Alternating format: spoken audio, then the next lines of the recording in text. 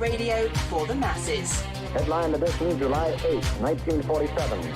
The Army Air Forces has announced that a flying disc has been found and is now in the possession of the Army. If the game is rigged, change the game.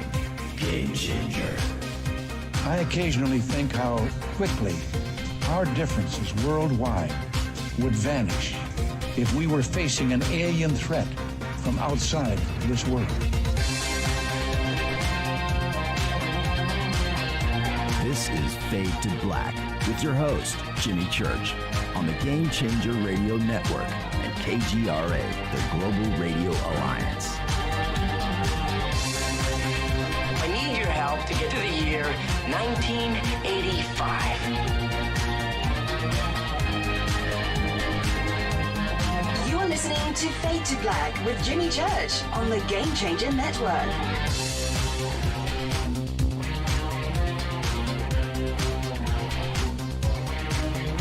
All right, welcome, Fade to Black, Bespoke Radio, for the masses. Yeah, man, how you doing? Today's Tuesday, October 27th, 2020, 301 days into the new year, only 65 days left. Let's do this, man.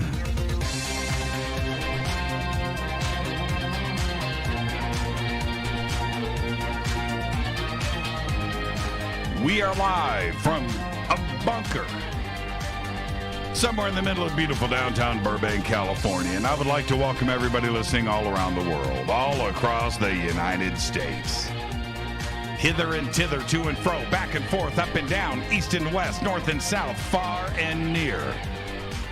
This is Fade to Black for KJCR, the Game Changer Network, and KGRA, the planet. Yeah, man. I'm your host, Jimmy Church. What is cracking, everybody? How you doing? All right. The week is just rolling along. We are headed straight towards Halloween. And with that, tonight, very special guest continuing our Haunted Roctober. Joshua P. Warren is here. He's going to tell us his favorite ghost stories tonight. Get ready for that. He brings the best. Love Joshua. It's going to be a great night tonight. Tomorrow night, I want to remind everybody what's going on. Tomorrow night is Fader night, and it will be you telling us your favorite ghost stories. That's right. And I went around and went through the lockers here in the bunker and collected a huge pile of books. You bring a good ghost story tomorrow, right? You're going to get a book from my collection. How cool is that? So that is tomorrow night. And then Thursday. Thursday night, it is Shah the Loon Witch for our 7th annual Shah Halloween special. Back-to-back phone calls. Your readings from Shah. It is one of the greatest nights all year here at Fade to Black, and it is just tremendous. 7 straight years we have done this show with Shah the Loon Witch. Got a text from her earlier today. 2 more days, I'm so excited. I was like, yeah, man. Are you kidding? Oh, it's going to be great. And then Friday rolls around, and now this kicks off actually on Thursday. October 29th through November 1st, going through Halloween weekend.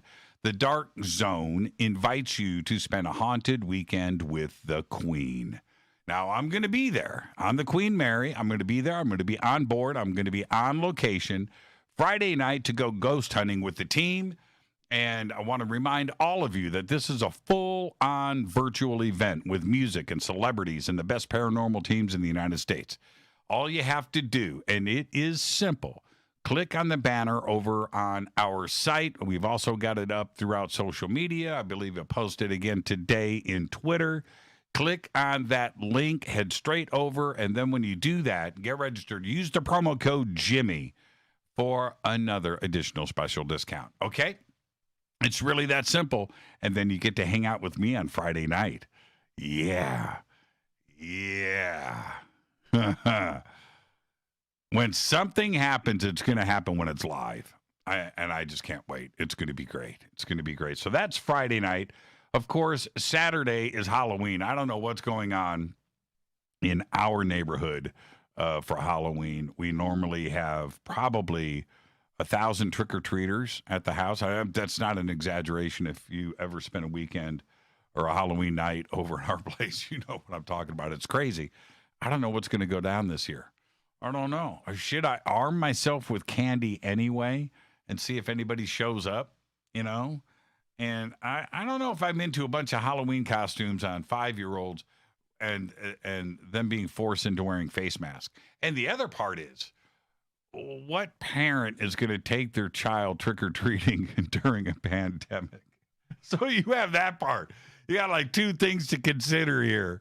And I wouldn't want to break if, my daughters were 5, 6 years old. Daddy, can't we go trick-or-treating? No. Oh, man. I would just be crushed. And I would also be crushed if I was 5 years old and was told I couldn't go trick-or-treating and why I couldn't go trick-or-treating. So I don't know what's going to happen on Halloween. I don't know. I'm sure there are communities around the United States that are going to be doing it and figuring out a way to get it done. Here in Los Angeles, I don't see it. But we'll see. We will see. Okay. Next up, I want you to get your own crystal skull. I've got a bunch of crystal skulls right here in the bunker. You want yours. This is a Carolyn Ford crystal skull right here. Look at that. Don't you want yours? That's a Carolyn Ford. This, a baby Einstein. Don't you want a baby Einstein? Just like I've got. Don't you want that? Don't you want a clear crystal quartz skull like Jose here, right? Or Ingve, right? Look at Ingve. Just incredible. Get yours right now. Go to EinsteinTheCrystalSkull.com. The links are over at JimmyChurchRadio.com. Use the promo code Jimmy, 10% off of your order today. Follow me on Twitter at JChurchRadio. The sandbox is hashtag F2B on Twitter. We don't bite. It is running in real time in front of me. We have 2 chat rooms, one over at Spreaker, one over at KGRA The Planet. And, of course, hello to everybody over on YouTube, Facebook, the Bunker Cam that are watching me on video. Why would you want to watch just a guy talking into a microphone? But, you guys seem to enjoy it. So hello to everybody out there. Get your chat on.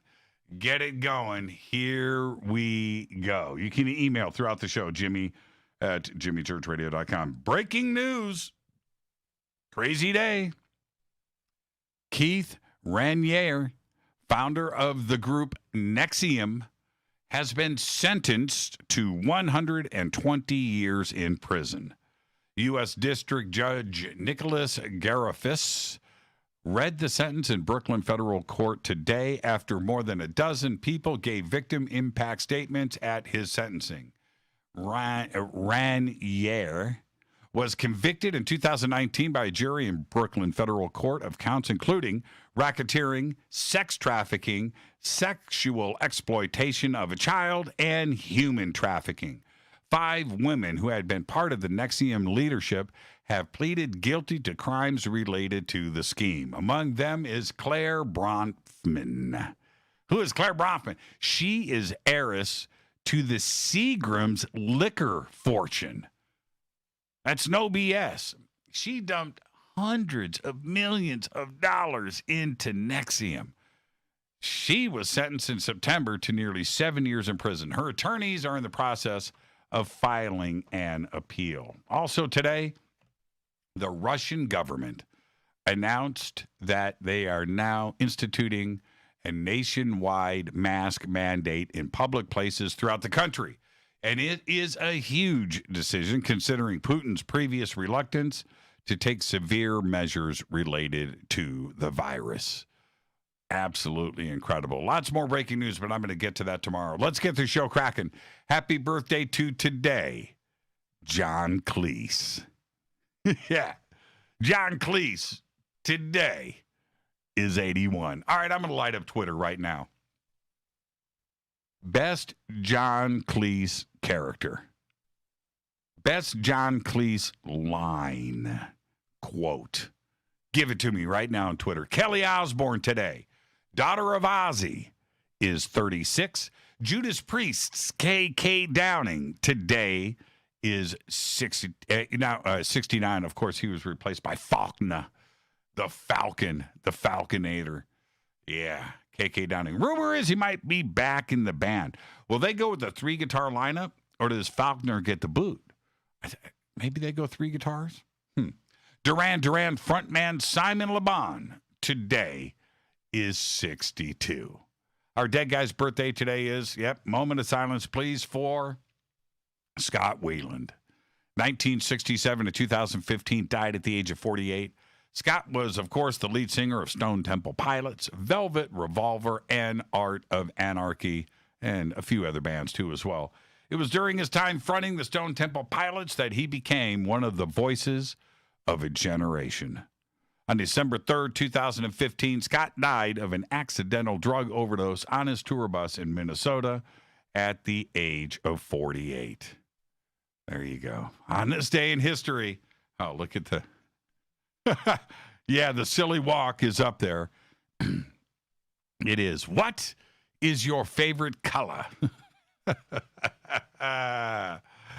You guys are funny. Keep it coming. Keep it coming. There's a lot more Cleese out there. The stoning, Life of Brian. That is a hilarious scene right there. Okay. All right.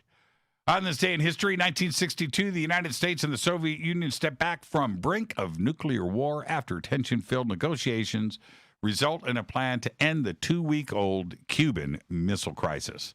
Fader fact. All right. Renee sent this to me today, and I turned it into a Fader fact. Okay? All right. Thank you for this, Renee. Mayans at the city of Tikal in Guatemala used a mineral called zeolite to decontaminate drinking water in one of their large reservoirs. It's the oldest known example of water purification in the Western Hemisphere. Now, here's the deal.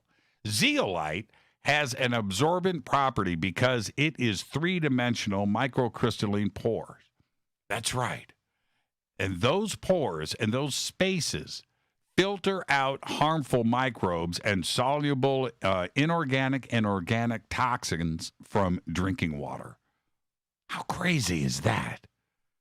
Some estimates are 2,000 years old. Absolutely insane. How did they know that? Pretty cool. Tonight, very special guest, continuing our Haunted Roctober. Joshua P. Warren is here. He's going to be telling us his favorite ghost stories. Tomorrow night is Fader night with you telling us your favorite ghost stories, and I'm going to give away a book to every ghost story that comes in on the hotline tomorrow night. And then, of course, Thursday, it is Shaw the Loon Witch for our 7th annual Shaw Halloween special event. All right, now it's time for me to hit this River Moon coffee. rivermooncoffee.com. Fade to Black blend. That's right.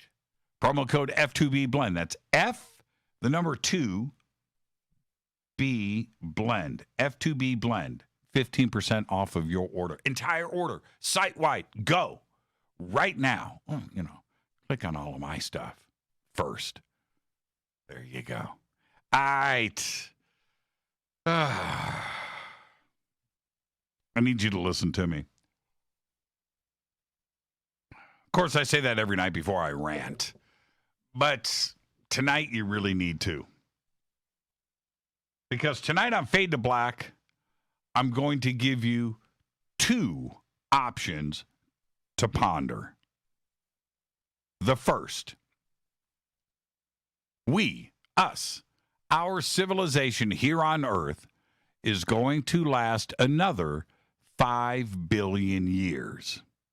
Or, number 2, our civilization here on Earth is going to last another 5 trillion years.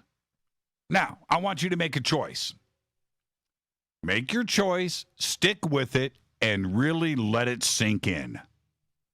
Okay? All right? 5 billion years or 5 trillion years? Everything that I'm about to discuss with you is about the reality of the situation, the truth, the facts, and how all of this relates directly to extraterrestrial contact. Okay? Are we on the same page? Because first, we, as in all of us, dream about what the future will be like on this planet. We all dream about that. We've seen the movies, we've read the books, and we sit and wonder about where this beautiful planet is headed. Visions of tall crystal cities floating in the clouds and flying cars and the technology, the harmony, and the peace. The question is, how far in the future are we talking about? 500 years?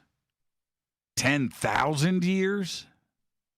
At this point, it doesn't matter which scenario you chose above, because it doesn't matter, 1 or 2, because both choices represent vast amounts of time. Your dreams of the future and what it will be like in, say, 500 or 10,000 years are just tiny blips on a 5 billion or 10 trillion year linear time scale. 5 billion years, it's just that much. Our reality of where we are now as a human species is that we have come a long way.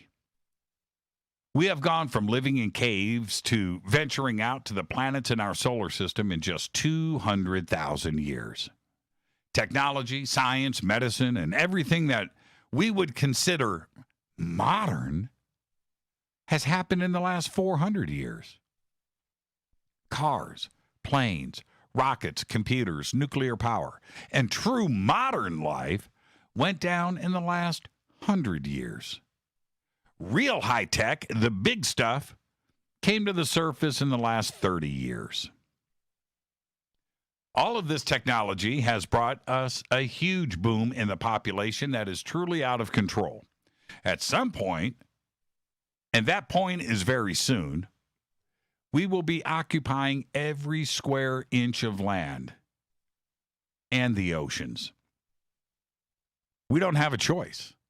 To survive and thrive for billions of years means that we have to take a real hard look at who we are as humans and our solar system. So, how do we get to the future? How do we get to the future that you are dreaming about? The picture that you have right now of our planet in 500 years, in 10,000 years. You know, those crystal cities surrounded by trees and green mountains and blue skies.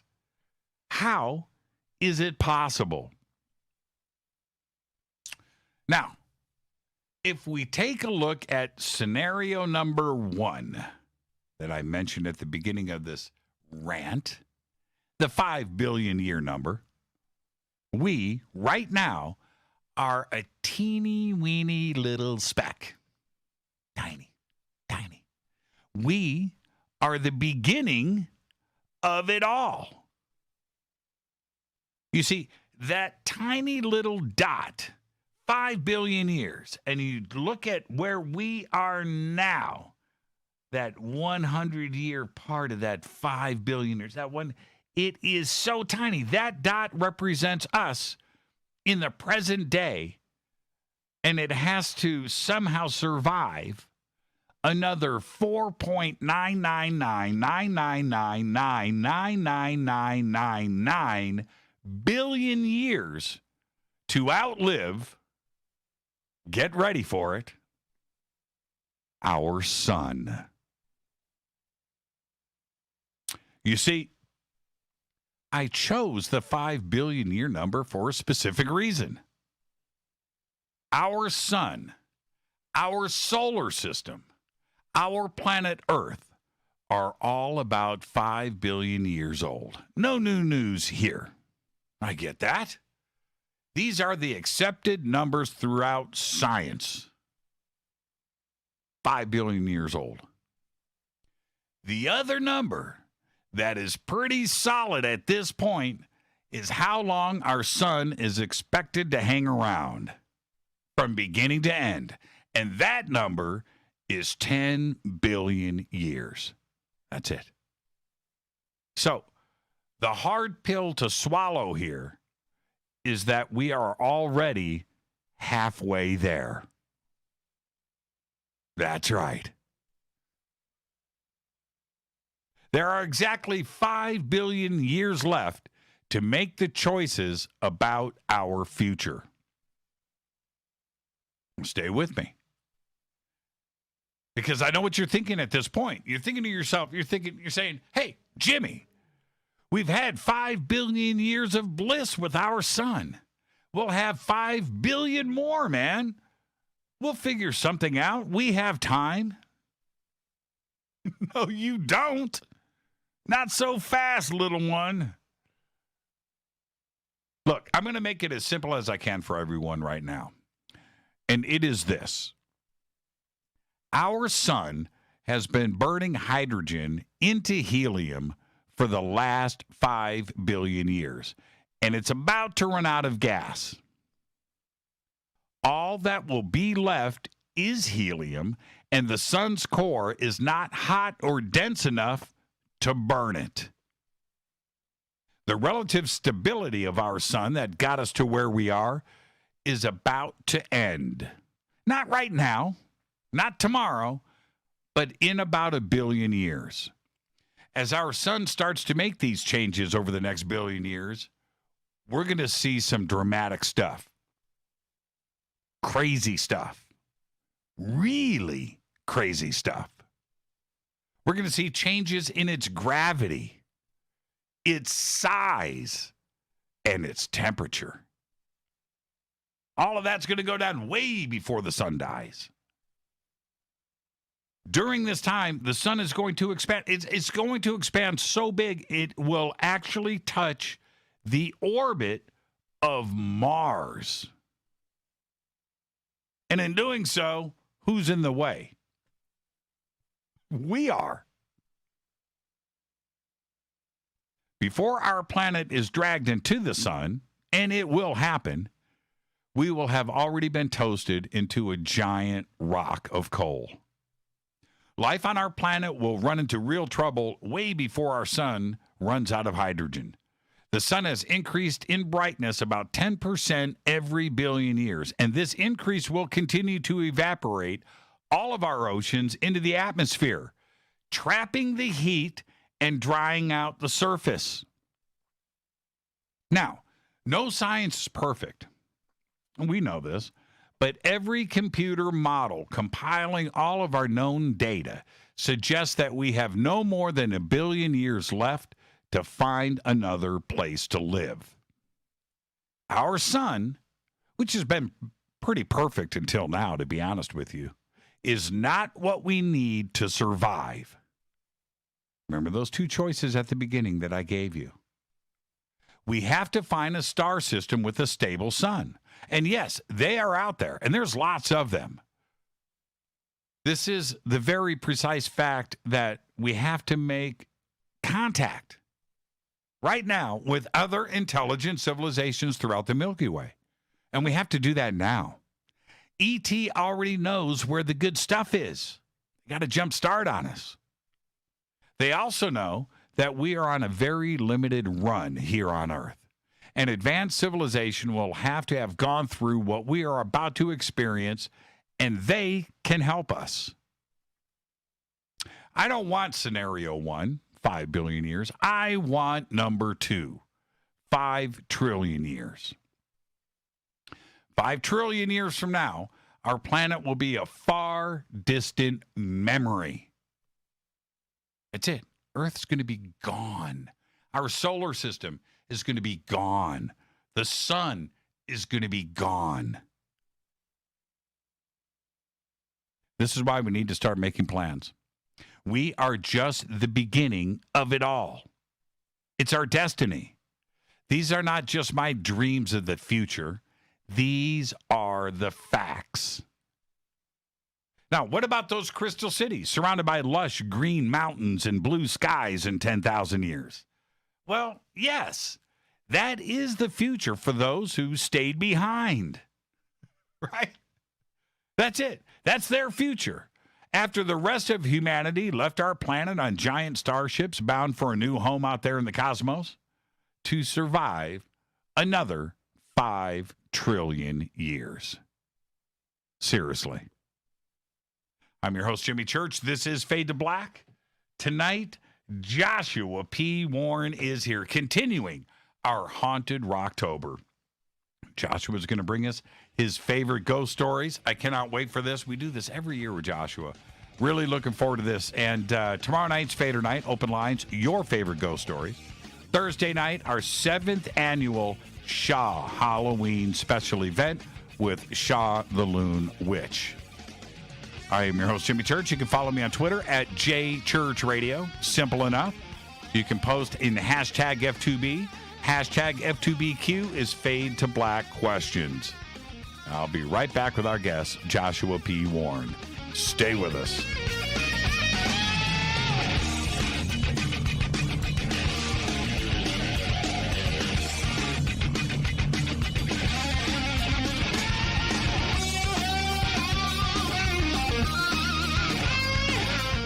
This is Nicole Church, daughter of you-know-who, and you're listening to Fade to Black on JimmyChurchRadio.com and the Game Changer Network. You're listening to Jimmy Church, Fade to Black.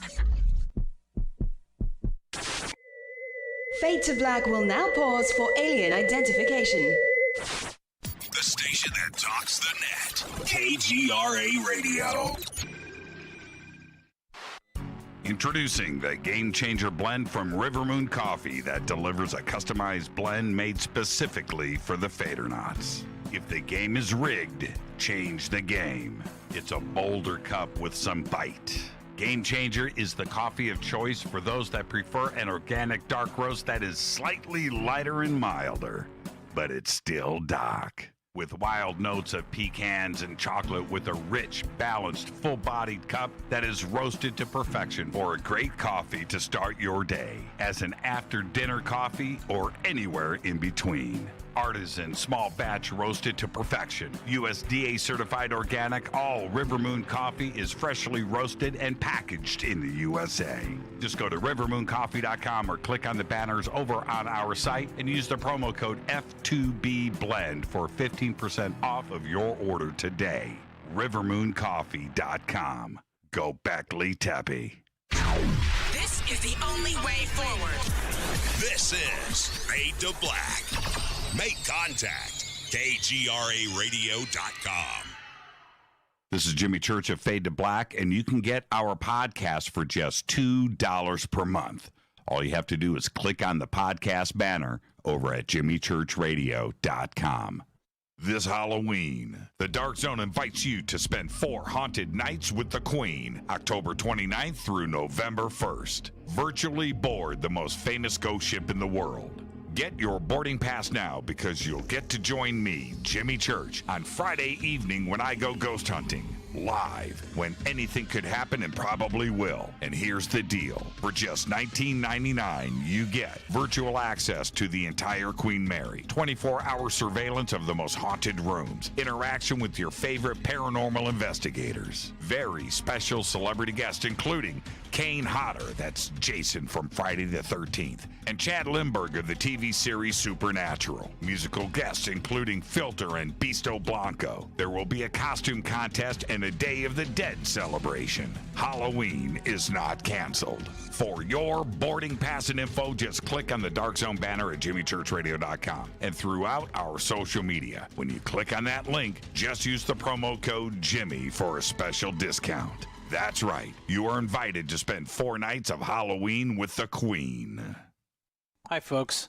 It's troubling times, and fear is pushing emotions, which in turn pushes health the wrong direction. Do you ever get an ache because life is uneasy? Try Life Change Tea at getthetea.com. Life Change Tea works on your digestive tract, helping to move food through quicker and comfortably so your health is spot on. Life Change Tea may not help with world issues, but it will help with your digestive issues. A glass a day helps keep the intruders away. So, change your life today. Log on to getthetea.com. That's getthetea.com. If your health game is off, get on by ordering Life Change Tea. Getthetea.com. And while you're on our site, look around at the great non-GMO organic supplements. And if you're a sales shopper, go to our specials page and see what's for you. I've been drinking the tea for 12 years and I'm sure glad for its health benefits. Again, that's getthetea.com. Getthetea.com. The tea that makes you go. 9 out of 10 geneticists agree. Fade to Black is not your father's radio show on the Game Changer Radio Network and KGRA, The Planet. Hi, this is Rob Reiner from Anvil, and you're listening to JimmyChurchRadio.com. What's up? I'm Chris. What up? This is Kyle Massey, and you're listening to Jimmy Church Radio.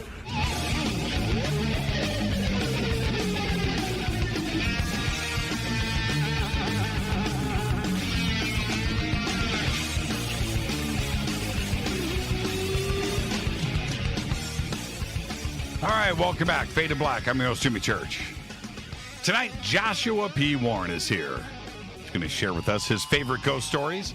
Tomorrow night, Fader Night, open lines. You are going to share your favorite ghost stories with me. That's tomorrow night. Thursday night is Shah the Loon Witch, our 7th annual Shah Halloween special event. Tonight, Joshua P. Warren. And continuing our Haunted Roctober, he told us he's going to bring us his favorite ghost stories. He is an investigator who pioneers the amazing relationship between mind, energy, matter, and strange phenomena. The author of over 20 best-selling books, including Use the Force, a Jedi's Guide to the Law of Attraction, and the Wishing Machine Workbook. I have 2 wishing machines here, and I've never told my wishing machine stories. Maybe I will at some point on the show. He travels the world investigating mysterious phenomena and has made the cover of a science journal in 2004 for lab experiments regarding energy fields in nature related to the Brown Mountain Lights. His website, of course, is joshuapwarren.com. I would like to welcome back to Fade to Black, the one and only Joshua P. Warren. Joshua, good evening. Hey, good evening, Jimmy. Wonderful to be with you as always, and happy Halloween. Yeah, can you believe it? We actually, I think we've been living in Halloween for 10 months. Yeah, in fact, I'm kind of relieved. Halloween brings some joy this year that it seems like might be a little more festive than a normal day. So let's hope it doesn't get any worse. Well, here we are. It's the holiday season, which always, starts for all of us. It starts with Halloween. And, bringing people together, Halloween parties, and, of course, trick-or-treating and all of that stuff. It's our neighbors and friends, getting together and the decorations. Then we roll into Thanksgiving. What's going to happen with Thanksgiving this year, right? I have no idea. What if your family? I get together with our family each year for Thanksgiving. It's 20 people plus. Right. So is all of that shut down? And then we got to roll into Christmas and travel and everything. It's going to be different this year. I don't know what to expect. Do you? I have a feeling it's going to get better soon. And the reason I say that is regardless of what's been happening with the virus and all of the confusion, it's also being politicized by so many different angles or by so many different individuals from different angles that it has created a lot of confusion about what the real deal is. And so I think that no matter who wins or how this election goes, getting that out of the way is going to provide a little more clarity for us on the reality of where we stand. So I don't think it can get much more confusing than it is 1 week before a presidential election. Well, this is what I've been gauging my stuff on, and absorb this for a second. Wrap your mind around this. Not too far from our home is a metro station, train station. That traditionally, past the last 10 years, which I see it almost every single day, sometimes a few times a day, it's probably got parking for, I don't know, 2,000, 3,000, 4,000 cars.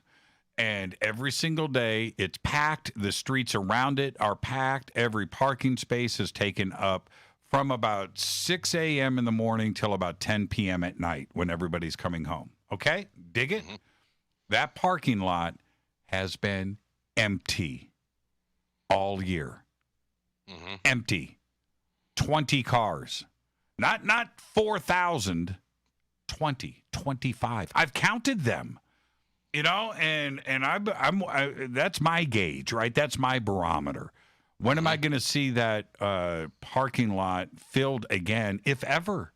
You know, when people are returning to work. Those are commuters that are going to a job, right? Yeah. And it's bizarre.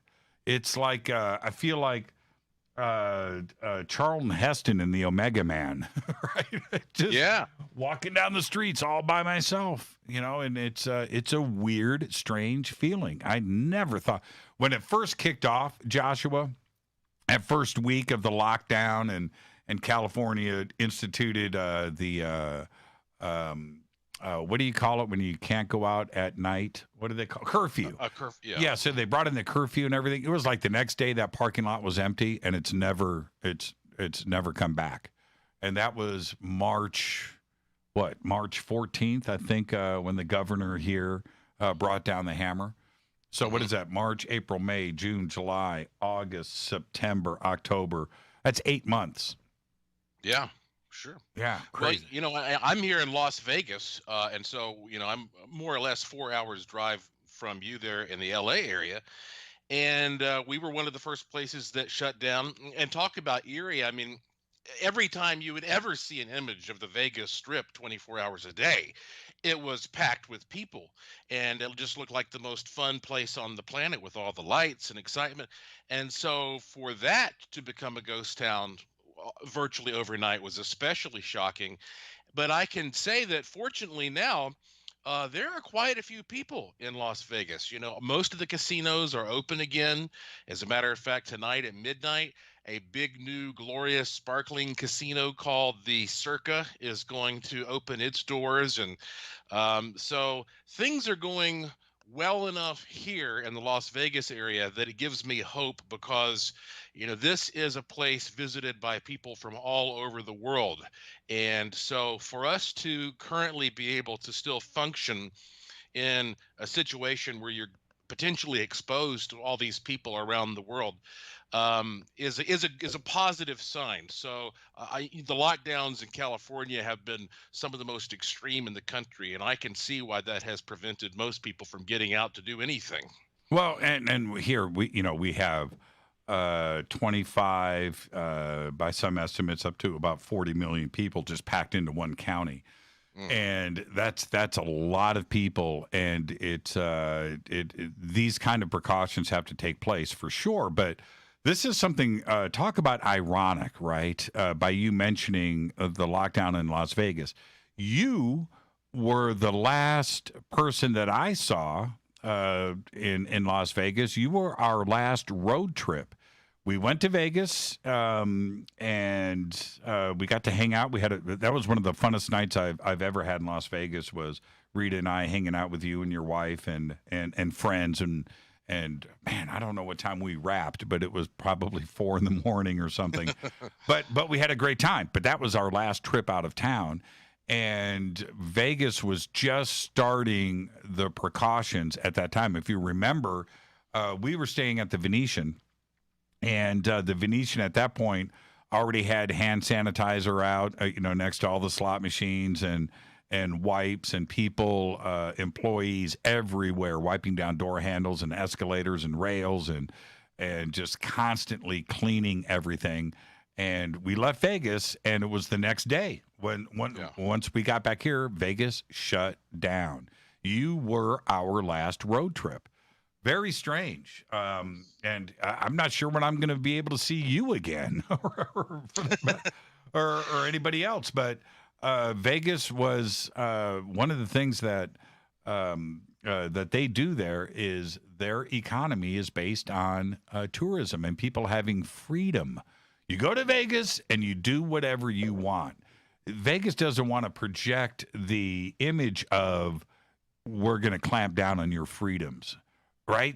Nobody wants that. You want to be able to go into a casino, smoke, drink, cuss, gamble, and get your yayas out. You don't want people to tell you how to do your yaya, right? But they handled it pretty well, I think. Yeah, well, considering some of the places around the country that are in much, much worse shape. And, of course, I am the producer, the creator and the producer of the Creepy Vegas Ghost and UFO show. And you and Rita and your friends were some of the last people to see that show, because as soon as we went on lockdown, shows were off limits, and they still are off limits. So even though the bars are open here and you can go watch a movie, you can go to the casinos, you still can't get together and have a conference or any type of a live theater show. So we're just kind of waiting until we can do the Creepy Vegas Ghost and UFO show again. And I, however, have been taking a lot of advantage of having a little more extra time than I thought I was going to have. And I actually have made some trips to California because I just this month published a brand new book called Ghosts, UFOs, and Legends of Death Valley, the Ultimate Guide. This is the first book about ghosts and UFOs ever written about Death Valley, California. And we can talk more about that tonight as we get into some of the spooky stories. But it actually was a perfect time for me to go to Death Valley and do research because, Death Valley is a pretty treacherous place anytime, but it's always still popular. It's packed with people. Well over 1 million people a year go there, and hardly anybody has been in Death Valley since the lockdown, of course. And so I figured this is a great time to go to this really desolate, spooky place and do some research. And so that's ended up becoming a brand new book for me, which, by the way, you can get if you're not near Death Valley in a gift shop, you can just get through my website, joshuapwarren.com. But anyway, it's an example of how that if you happen to be in the paranormal investigation business like I am, sometimes you spend a little bit too much time promoting your research, going out and doing shows, being interviewed, when you really need more time to go back out into the field and get some quiet work done. And so that's been helpful for me to get some new research done this year. Yeah, I every time that I'm on the freeway heading to Vegas and I pass that famous sign, right? Death Valley, right? Yeah. The exit. And you look out to your right if you're going north. And you look out and it is about as it's called Death Valley for a reason. Yeah. You could just tell, and I always picture. I remember, all of the TV shows from the '60s and stuff. But when you look out over that, and you just imagine that covered wagons, families, crossed that, right? They didn't have a choice. It's either that or the mountains, and you got to go to the flat. And I just don't know how they did it. It's one of the creepiest yet coolest places, and it's beautiful too. It's majestic, the colors, but it's called Death Valley for a reason, isn't it? Yeah, and in fact, to me, I can't even comprehend the faith and the hope that so many of these doomed people must have had to go rolling off into that terrible terrain in the 1800s. And it really begins with what happened in 1846 when a group of pioneers known as the Donner Party were heading out west to find new opportunities and new adventure. And they were going through the Sierra Nevada mountains at right around, I guess, late fall, and an early winter blizzard hit. And so they got trapped there for months. And of course, they had to turn to cannibalism. And a lot of, probably at least like 40% of them ate each other, however that works out in one way or another. They got eaten, we'll say.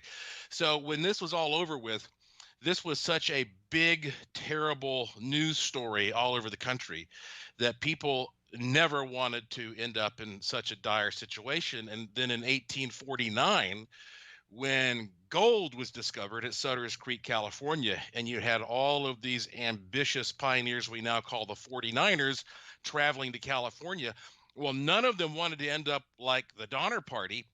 So instead of going kind of north through those mountains where they might encounter snow, they wanted to find a southern route that they thought would be much safer, where there wouldn't be any snow. And so at that time, just about everybody who was a hunter or a trapper was either selling his services as a guide or selling a map or something and talking about the old Spanish trail that would take you down to the southern end of the Sierra Nevada and cross through the area that we now call Death Valley. And so it sounded great compared to what the Donner Party went through. But the problem was when people started moving their wagon trains south, they quickly ended up that this was just as bad in a different way, because there's almost no water. And when you would find water, it was usually contaminated. It was so salty, it was undrinkable. And I mean, it was saltier than actual ocean water.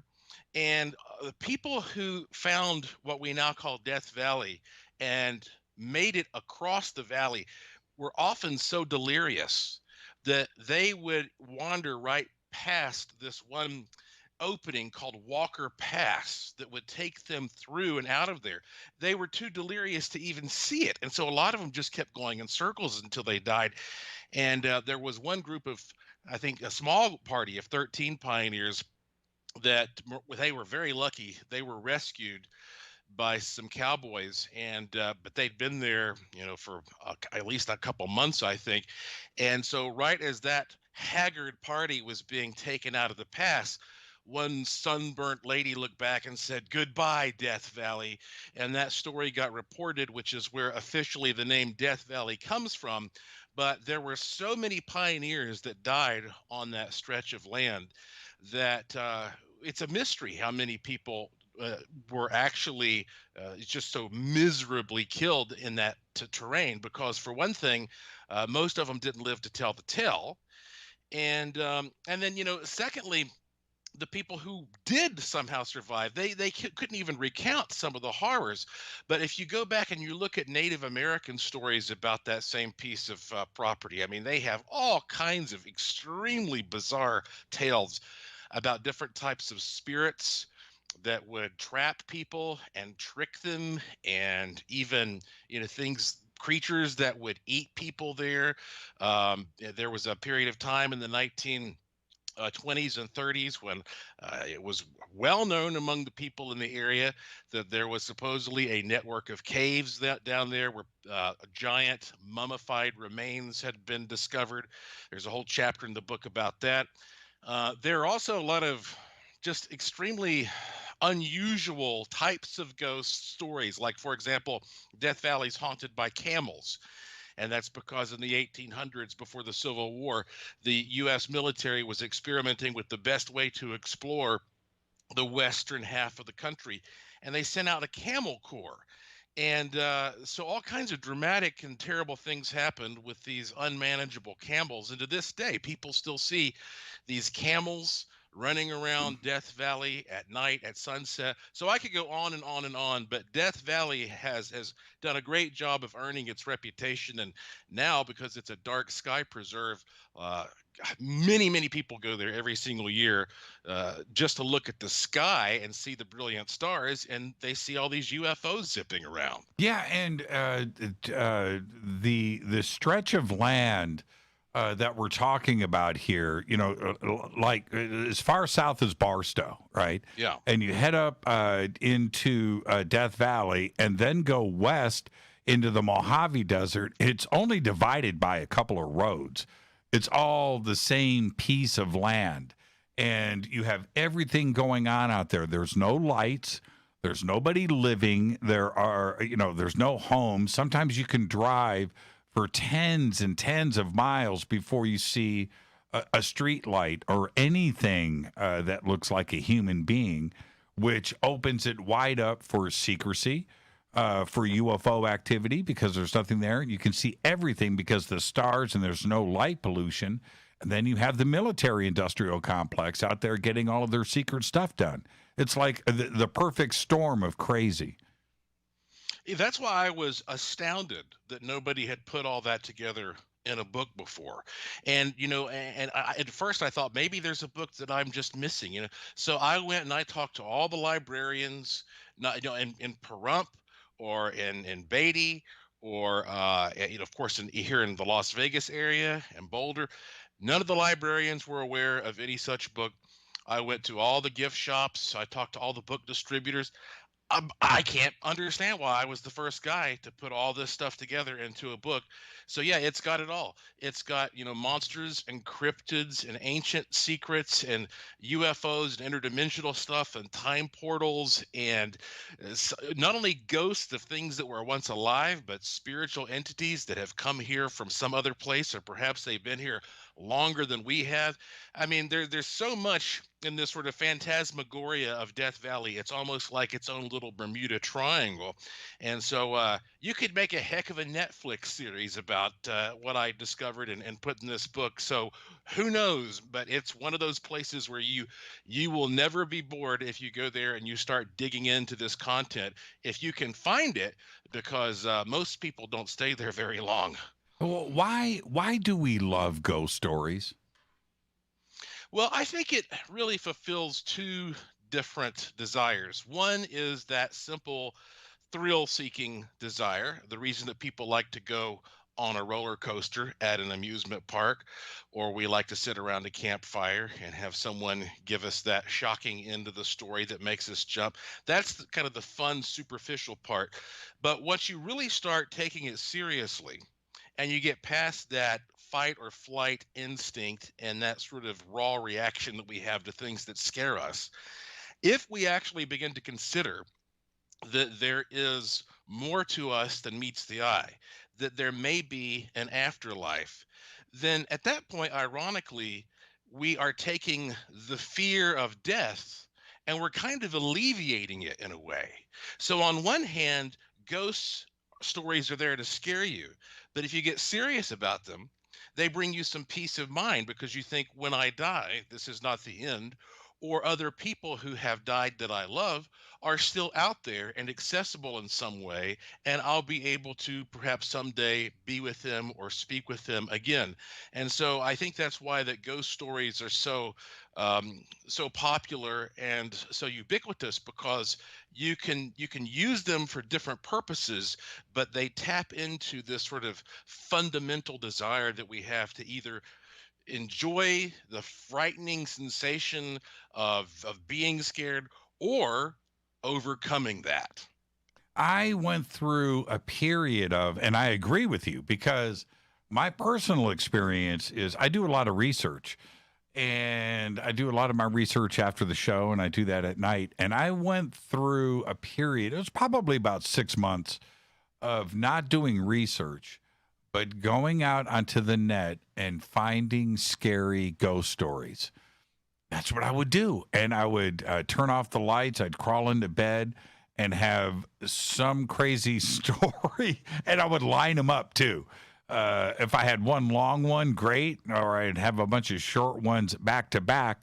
But I couldn't get enough of it, Joshua. And the scarier, the better. And I'm not talking about, blood and insanity and murder. I just wanted a good, scary story. And I spent a good 6 months of my life finding them out there. I think that We just enjoy it, and we want our imagination to be pushed to its limits, don't we?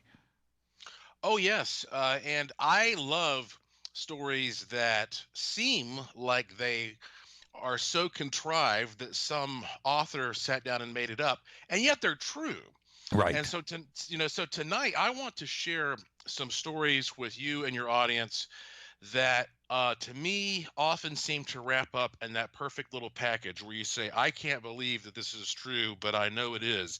And I want to share with you some things that I personally have experienced. And then I also want to tell you some stories that people have sent to me that I think are good enough to repeat. And stories that, like you are suggesting here, they don't necessarily have to be horror stories that are, all gory and violent or anything. Sometimes there is this strange element that just sends a shiver down your spine, which is difficult for us to explain. That thing that gives you goosebumps or makes the hair stand up on the back of your neck.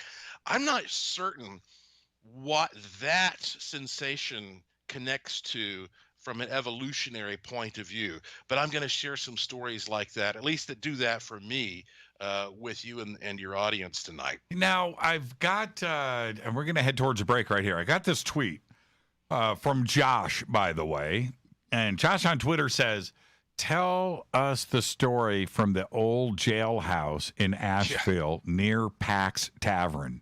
Yeah. Do you know what Josh is talking about? Oh, yes, I certainly do. And in fact, I read that same tweet. Oh, you did? Okay. I did. And I thought, boy, that is a good one. And I'm so glad because I probably would have talked about that one anyway. Right. I'm sure I've never talked about it on your show, but it captures the essence so well of what I was just saying about how that sometimes you encounter a story or you experience something that seems like somebody had to make this up, but it's true. And you'll see what I mean when we come back. I've got a couple good ones about that place. Yep. All right, let's get straight to it. Let's take our break right here tonight. Joshua P. Warren sharing his favorite ghost stories. Before we head to the break, I want to remind everybody that last year, websites shared over 100 trillion pieces of personal data. This data is taken on users of various websites like the one we're on now. Right now, if you want to browse the internet anonymously and securely like I do, please visit virtualshield.com/fade to black or click on the link right below in the description box below this video. Virtual Shield VPN. Do it now, and you can check out Virtual Shield today for free. We'll be right back. This is Fade to Black with Jimmy Church on the Game Changer Radio Network and KGRA, the Global Radio Alliance. This is KGRA Digital Broadcasting Station, Salt Lake City, Utah, Van Buren, Arkansas. Hello, my name is Billy Carson, and I am a best-selling author and the founder of ForbiddenKnowledge.tv. Together with my team, we have built an all-new conscious streaming TV platform designed with every family member in mind. If you have ever wanted to travel the world and attend lectures and workshops from your favorite speakers but weren't able to, look no further. ForbiddenKnowledge.tv. There are dozens of workshops and lectures from speakers you know and love. We have also included amazing categories to assure that your consciousness is entertained and elevating on a daily basis. Amazing interviews, ancient history, ascension knowledge, wisdom teachings, documentaries, conspiracies, mysteries, health and fitness, conscious cooking, meditations, finance, yoga, and so much more. To start your free trial on any mobile device or computer, surf to ForbiddenKnowledge.tv. That's Forbidden Knowledge with the number 4, ForbiddenKnowledge.tv. Again, visit ForbiddenKnowledge.tv today. Listen, I know, and you know, that you've always wanted your first crystal skull. Or maybe you're a collector just like me, but you just don't know where to go to find the real thing. Then I met Carolyn Ford over at EinsteinTheCrystalSkull.com. Carolyn is the guardian of Einstein, one of the most respected ancient crystal skulls in the world. All of her unique skulls have been imprinted sitting with Einstein in his sacred lodge and are carved from the finest gemstone and materials. Imprinting is the process of receiving the ancient wisdom from the master skull or master computer, Einstein the Ancient Crystal Skull. To see Carolyn's current collection of crystal skulls, just visit her store at EinsteinTheCrystalSkull.com or click on the banner over on our site. Don't forget to use the promo code Jimmy at checkout to receive 10% off of your order today. That's promo code Jimmy. Finding your first or next crystal skull is easy. Just visit EinsteinTheCrystalSkull.com. When you take the beans from Central America with dashes of Indonesian and African mixed in and then roast it to the dark side of Fade to Black, you create the ultimate brew of fringe. Introducing the Fade to Black blend from Rivermoon Coffee. Yes, Rivermoon's darkest customized roast was created for the love of Fade to Black. The alchemy of masterful roasting and smoking the beans is in every sip of this full-bodied, dark Java. I need my coffee dark, deep, with distinct bittersweet chocolate highlights, just like the bunker. Leaning further into the darkness of the roast is Fade to Black blend from Rivermoon Coffee. Just click on the banner at jimmychurchradio.com and use the promo code F2BBLEND for 15% off of your order today. Go Beckley Teppy. Hello, I'm Katie, and you're listening to my main man, Jimmy Church, on jimmychurchradio.com. Hi, this is Ray Hobbs here, repping the planet, and you're listening to my good friend, Jimmy Church, Fade to Black, on the Game Changer Network and the KGRA Digital Broadcast Station. This is Toby Kebbell. You're listening to JimmyChurchRadio.com. Don't hurt me, Jimmy. I'm only little. Hey, I'm Adrian Grenier, and this is Ari Gold. We're the Honey Brothers. We are also Honey Brothers. Hey, I'm Adrian Grenier. And I'm Ari Gold. We're the Honey Brothers. And you're listening to Jimmy Church. The Revolution. This is Jimmy Church of Fade to Black, and you can become an official Fadernaut by just going to our membership section at jimmychurchradio.com. Hello, this is Serena Wright Taylor from Conscious Life Expo, and you're listening to Fade to Black with Jimmy Church, who holds the Lucky Pony record for the best astrological chart since 1963. True story. This is Micah Hanks of the Gralien Report, and you're listening to Jimmy Church on Fade to Black, across the globe on the Game Changer Radio Network and the one and only KGRA Radio, The Planet.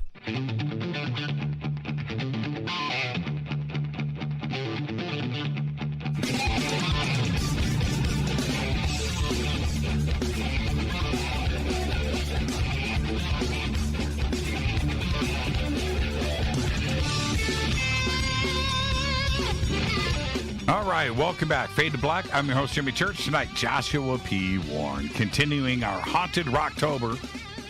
Joshua is going to share with us his favorite ghost stories.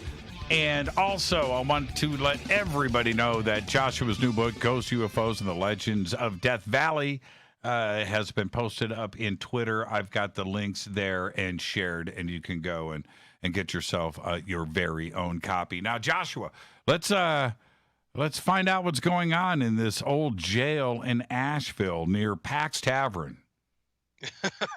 Yeah, okay. Well, I am from Asheville, North Carolina, which is in the heart of the Blue Ridge Mountains in the western part of the state. It's also the seat of Buncombe County, and all that comes somewhat into play. We're talking about the oldest mountains in North America, some of the oldest in the world. Asheville is aligned with a lot of really spooky, haunted, paranormal sites. That's another story. But I grew up in the perfect environment to shape someone who is into the paranormal. And even though I live now in Las Vegas, I own the Haunted Asheville Ghost Tours, which have been around for, 26 years, something like that, I think. Very popular tours, walking tours there downtown. And about 10 years ago, I owned a museum in downtown Asheville, which ultimately became known as the Asheville Mystery Museum. And the museum was located in this small old jail building, sort of below this spooky hill, right near the city building and county building in downtown Asheville, behind a restaurant which is now called Pax Tavern. And when I got that old jail building, I already knew that there were a lot of creepy stories about jail buildings being haunted in that area.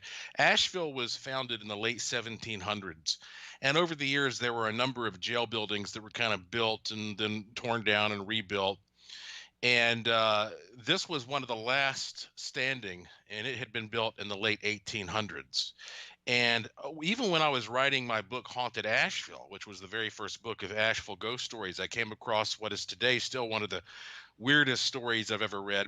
It was published in the Asheville newspaper in April of 1908, I believe, how that one night the prisoners at the jail were terrorized by some type of a gremlin-like creature or ghoul that appeared about midnight inside the jail, grinning and licking out his tongue and swinging around on the bars for about 2 hours.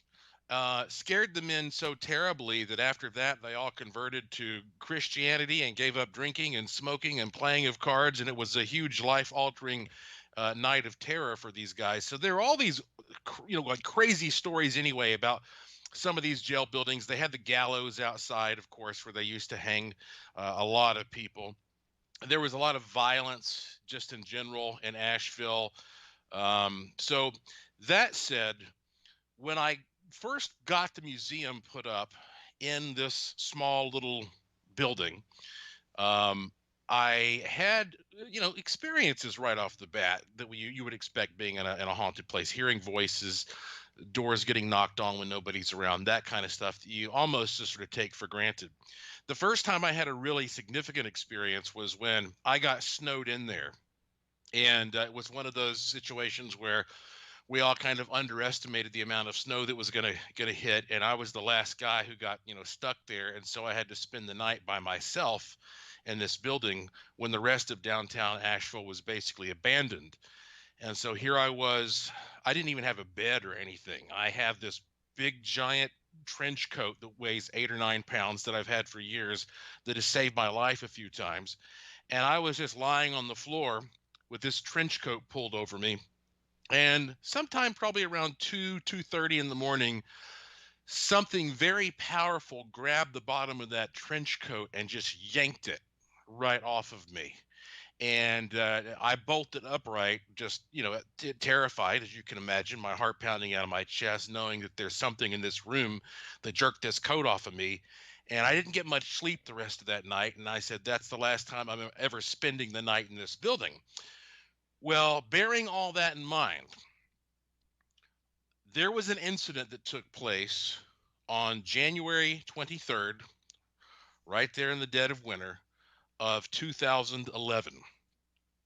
So I had this lady named Kat, who was a tour guide, who also was a curator of the museum collection, and she was there by herself, and I was at home, and she called me at about 6 p.m., which of course in January, it's already getting good and dark by 6 p.m. Mm-hmm. She called me scared to death because there had been nobody around. There'd been like no visitors that day. She felt she was in that jail building all by herself. And then she walked around a corner and boom, she walked right into a big, tall, physical man. Okay, this is not like she walked into a shadow. She ran into a tall man wearing a dark suit there.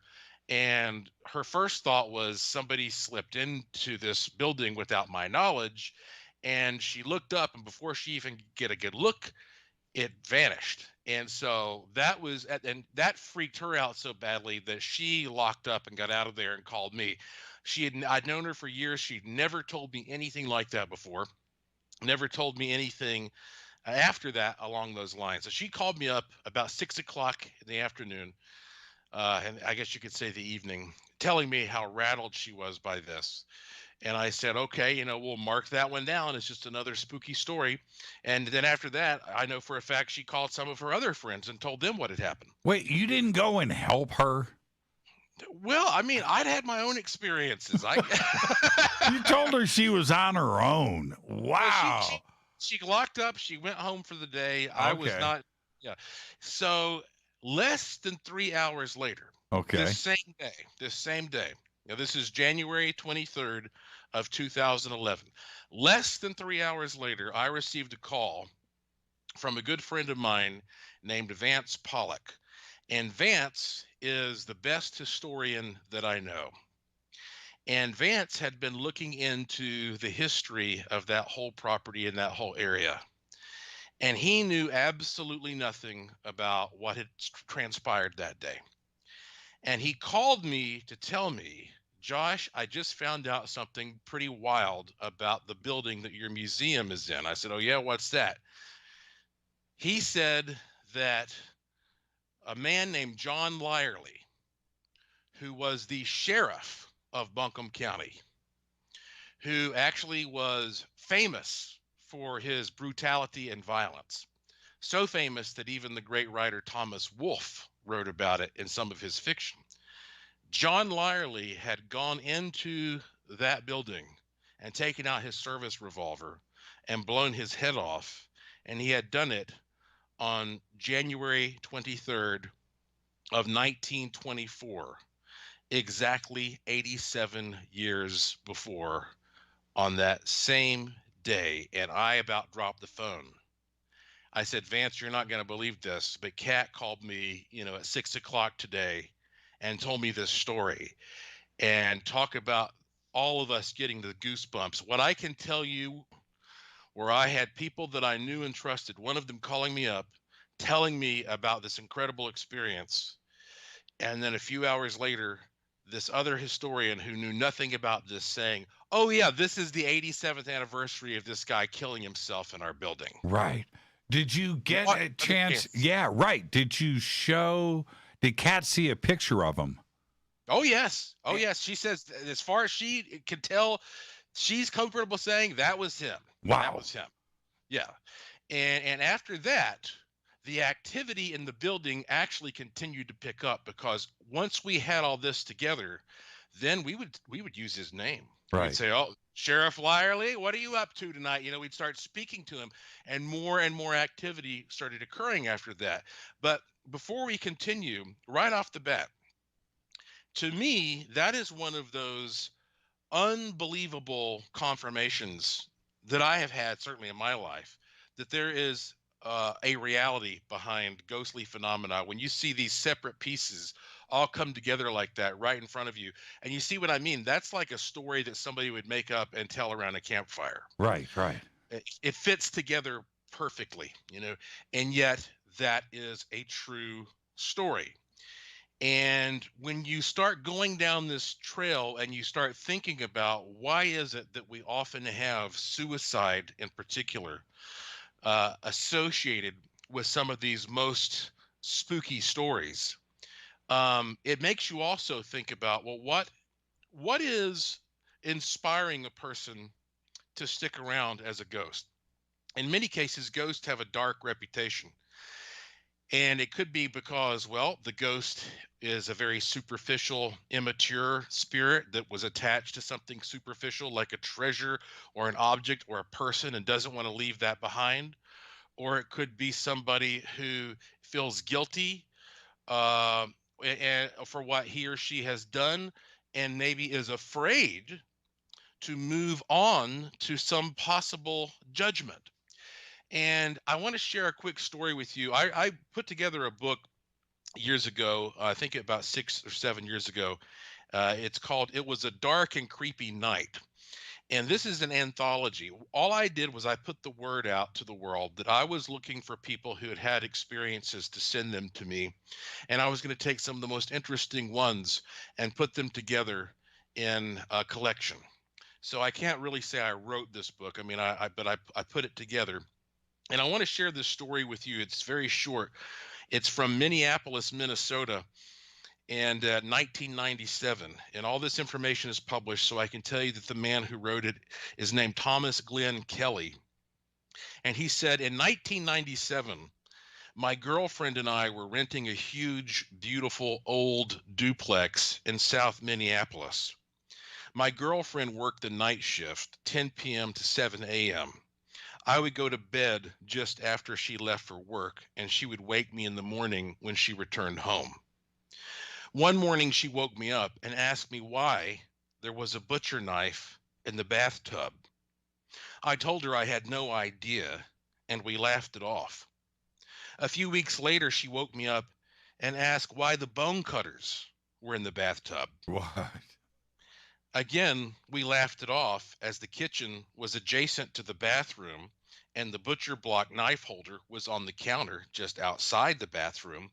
Well, a month or so later, a similar thing happened. My girlfriend asked why the bone cutters were in the bathroom sink.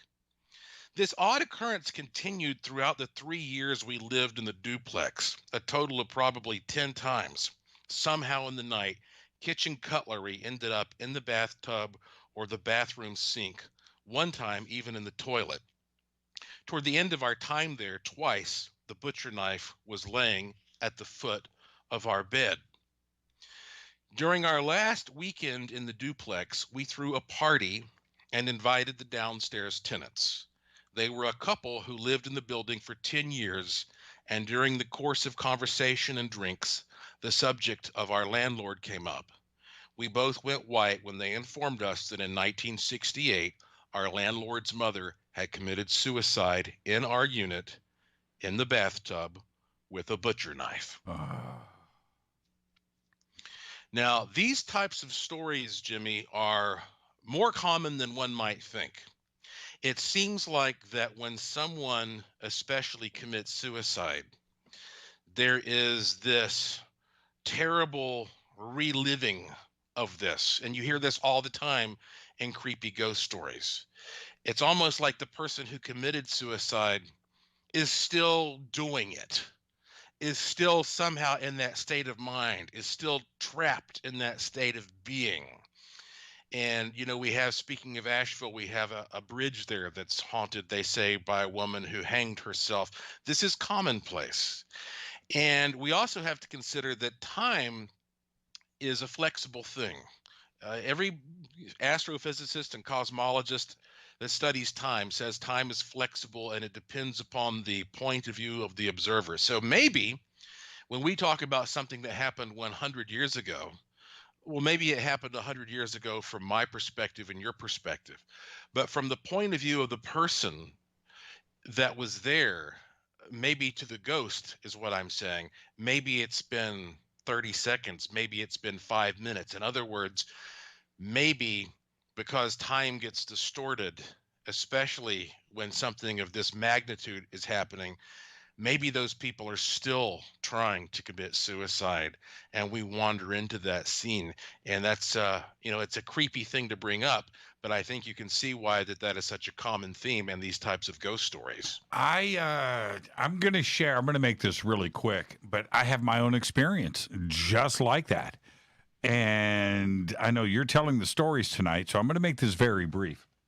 This is Hollywood around 1987, 88, Hollywood, California.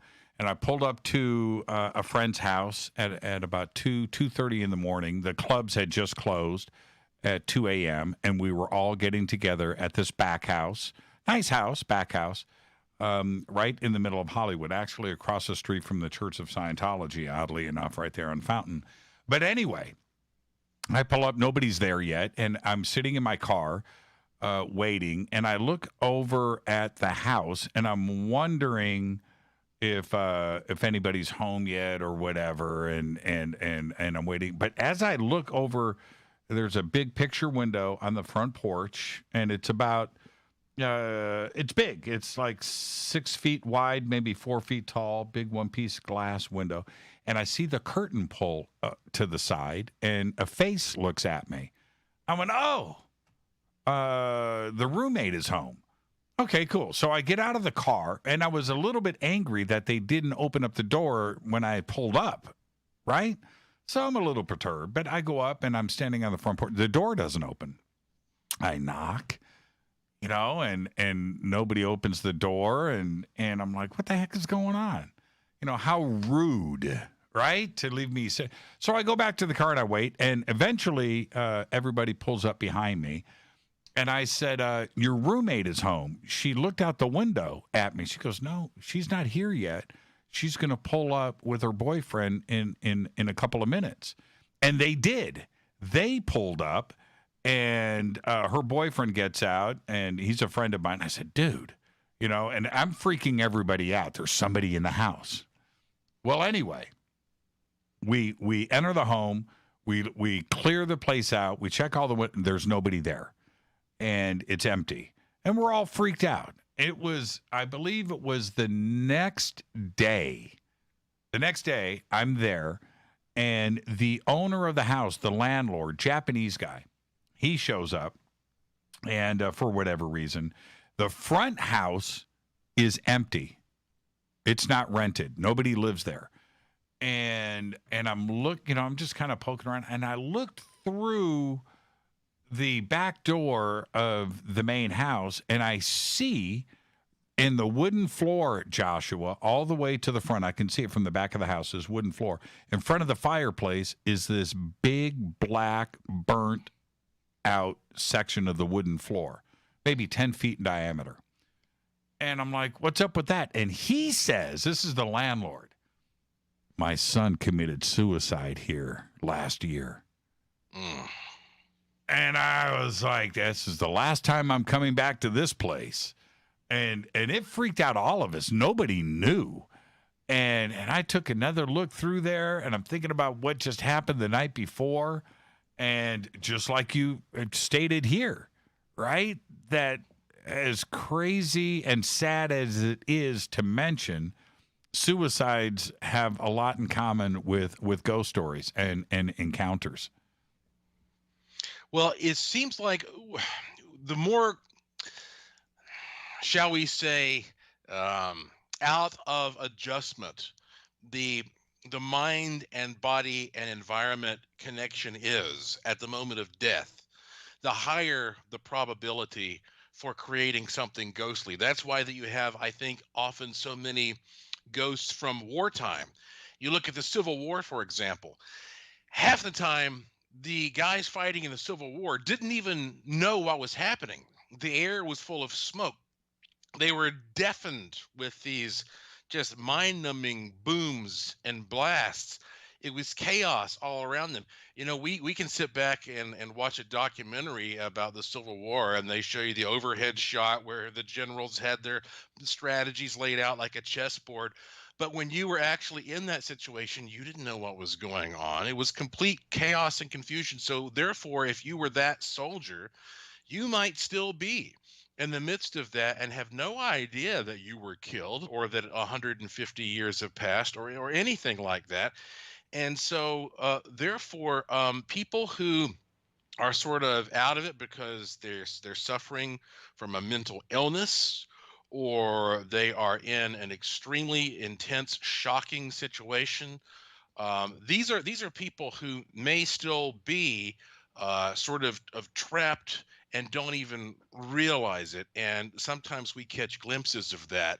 And of course, in other cases, we may have an imprint, which is something recorded into the environment. And in fact, you know, I should have asked you this off the air, but I know we still have a while before our next break. But during the break, Jimmy, if I may, I'd like to send you a very short audio clip that I think would come across okay on your podcast that relates to an investigation that I did. I don't think I've ever asked you to play this audio clip on your show before, but I actually, years ago, I put it on YouTube, and I want to send you that and see if you can play it as part of one of the stories that I tell when we come back from the break. That should be okay, right? Yeah. You've got, look, this is the thing, Joshua, when you tell me something, Jimmy, you got to check this out, I'm already scared. I'm already scared. I mean, if you want attention paid to something, it is there for a reason. So, yeah, absolutely. And pop it off to me. It doesn't matter where you want to send it. You can drop it into the software that we're using now. I can play it back there, or you can send it to me via email. Either way, it doesn't matter, and I'll pick it up during the break, and I'll play it when we come back. Let me ask you this about this piece of audio. What part of the country does it take place in? Well, I know this is going to be a bit redundant, but I really cut my teeth on all this in Asheville, North Carolina, and so this is another piece, or this is a piece of audio that comes from an investigation that I did in Asheville, and even though I hinted at this before, I guess maybe it is an interesting thing to also point out that if you start in Asheville, and this again is the western part of North Carolina, and you draw a line east, then you hit this spot called the Devil's Tramping Ground. Big barren circle. Nothing will grow there. Nobody knows why. You put a rock in the middle. The next day, that rock is moved out. The legend is that the devil wanders around in a circle and mulls over all the terrible things he's going to do to people. You keep drawing that line east. You hit the coast of North Carolina, where so many ships have sunk. They call it the graveyard of the Atlantic. That's also where the first Europeans, the first especially English settlers, came to set up a colony in 1590, I believe. They all vanished. It's now known as the Lost Colony. Mm-hmm. You keep drawing that line out to the east, you finally hit the island of Bermuda, which is the top point of the so-called Bermuda Triangle. Mm-hmm. And so basically you could say that the Bermuda Triangle kind of resonates with the Asheville area, and certainly a place like Brown Mountain, where we have the Brown Mountain Lights. And then you have other spots that also seem to kind of resonate with it, like I was mentioning about, say, Death Valley. And what's weird is you can take a place like Brown Mountain, which is a ridge, and find very similar phenomena happening in a valley in Hestland, Norway. Or you might find it happening in the middle of the ocean, like you get around in Puerto Rico. Or you might find it here in the desert of California around Death Valley. There are certain places on Earth that seem to increase your odds of experiencing this sort of spectrum of ghosts, UFOs, cryptids, psychic phenomena, interdimensional things, angels, demons, call them what you will. And growing up in Asheville, that really showed me a lot about what's possible, because I'm not easy to impress. People send me pictures every day, and I have to break their heart and say, look, this is you're pointing your camera at the sun here, or this is definitely an insect, or this audio, I'm just not hearing that voice that you're talking about. And so I have spent time not only trying to experience things, but capture some stuff that I think is pretty definitive. But I especially, of course, am impressed when I go to a place and I put all the control parameters there, and I know for a fact that what you see, what you hear is not something that has been tampered with. It's the real deal, and that's some of what I'll be sharing with you soon here. Yeah, and this Friday, I'm going to be down on the Queen Mary, and I'm going to be ghost hunting down there. This is the first time for me where I'm with a professional crew. We've got cameras all over the Queen Mary. We have the boat to ourselves, and it's a 4-day virtual ghost hunt. And Friday night, I get to do it with the crew. And I've never done it, with all the gear, right? All the stuff and heading into the darkness. And I can't wait. I'm excited. I'm completely terrified in thinking about this.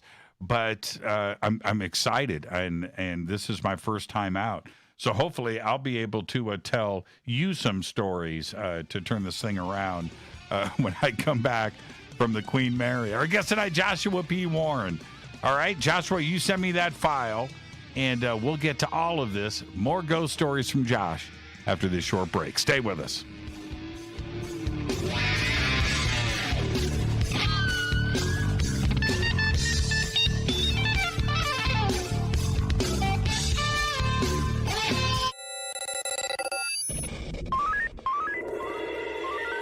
Way out here, we listen to Jimmy Church.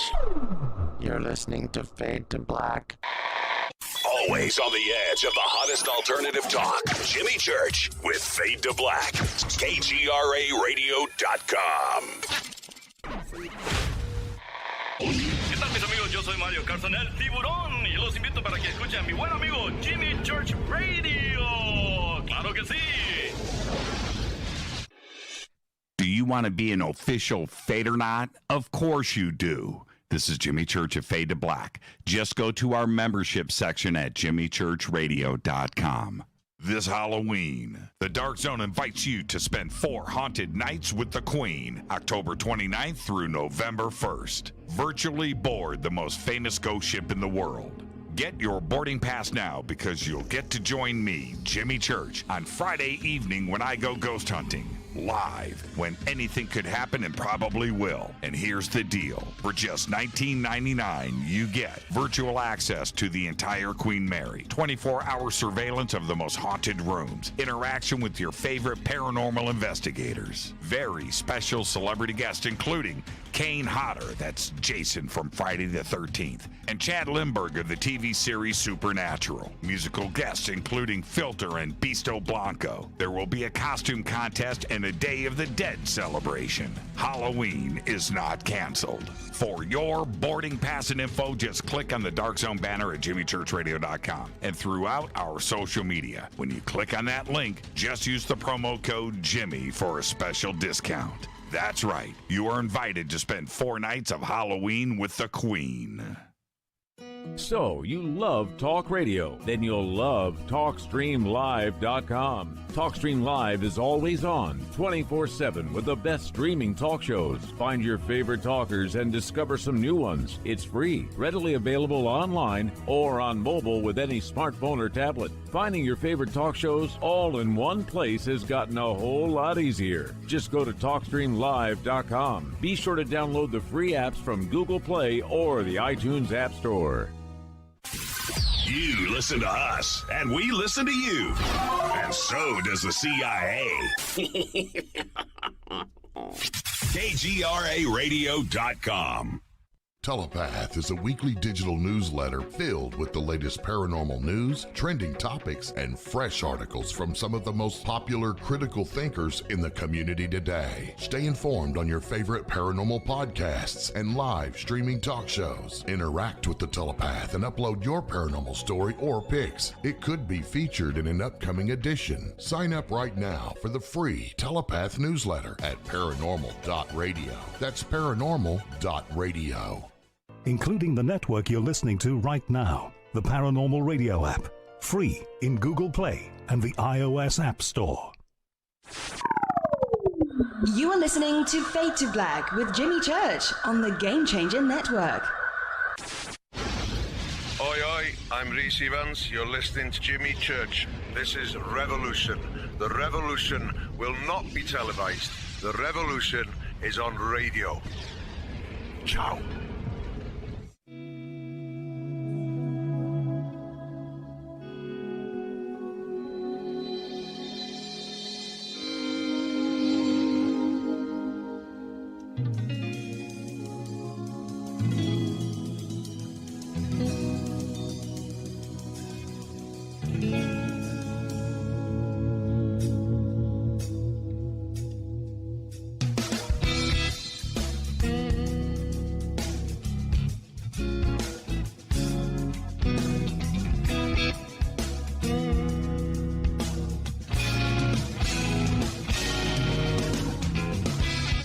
Welcome back. Fade to Black.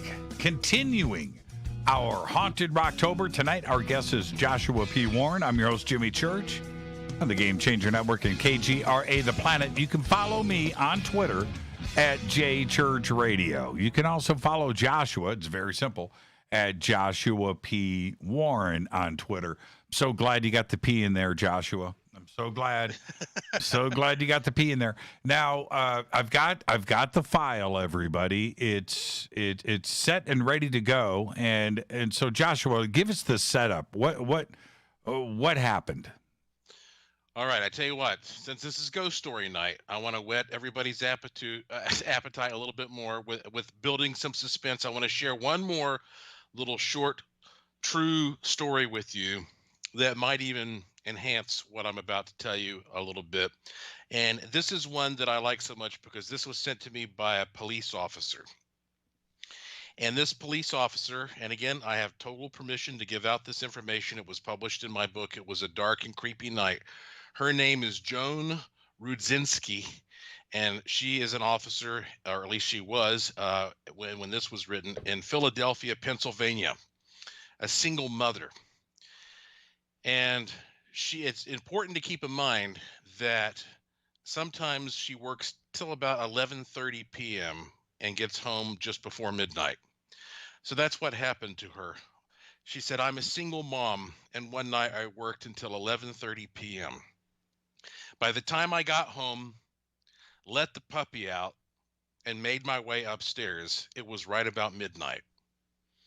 I passed by my son's bedroom and stopped to peek in and blow him a kiss while he was sleeping.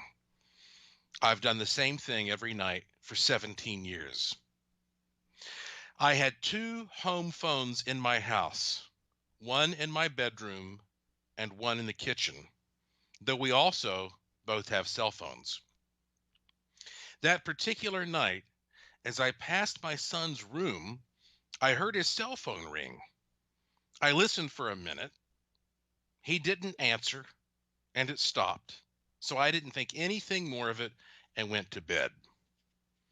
The next morning, I was having coffee when my son came downstairs getting ready to leave for school, and he asked, "Mom, did you call me last night?" I said no, but explained that I had heard his phone ring. He showed me his phone, which said that our home phone had called him at midnight. There was something else in the house that night, Jimmy. Mm-hmm. And people, they talk about houses that hold an energy. And sometimes this energy communicates with you by using technology. You can't help but think a little bit about the Poltergeist movie, right? Where the little girl is entranced by the static on the TV. And people sometimes get what they believe to be answering machine messages and voicemails and all that kind of stuff from deceased loved ones. And we always have to ask ourselves, again, that question: are we talking about something that might be an imprint that's burned into the environment, that sort of replays itself over and over again like a big movie? Or are we talking about something that seems to be interactive and aware and is trying to get our attention? So I want to share with you the story of the audio clip that I just sent you, because it has to do with one of these ghostly things trapped inside a house. And people, of course, might ask the question, well, why are there so many haunted houses in particular? Well, because that's where people are. You know, people live there in their homes and dramatic things happen to them. And then other people go into those spaces and they happen to be the ones who observe the ghostly phenomena. I mean, how are you supposed to know that a place is haunted if somebody doesn't go to that place and experience something and tell you about it? So it's, you know, and you may have equipment with you that catches something, but people operate equipment. You know, people are the ones who operate the cameras and the recorders and these scientific instruments. And so really it's about people. Well, in Asheville, there is this very haunted hotel called the Grove Park Inn Resort and Spa. And it's haunted by a young woman. They call her the Pink Lady.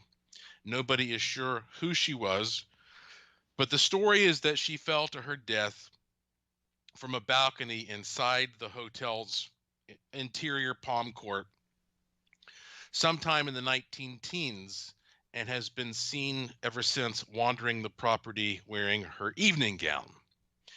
Now, right next door to the Grove Park Inn is a couple of impressive buildings. One of them has been torn down already. It was not torn down back when I was doing my original research in the 1990s.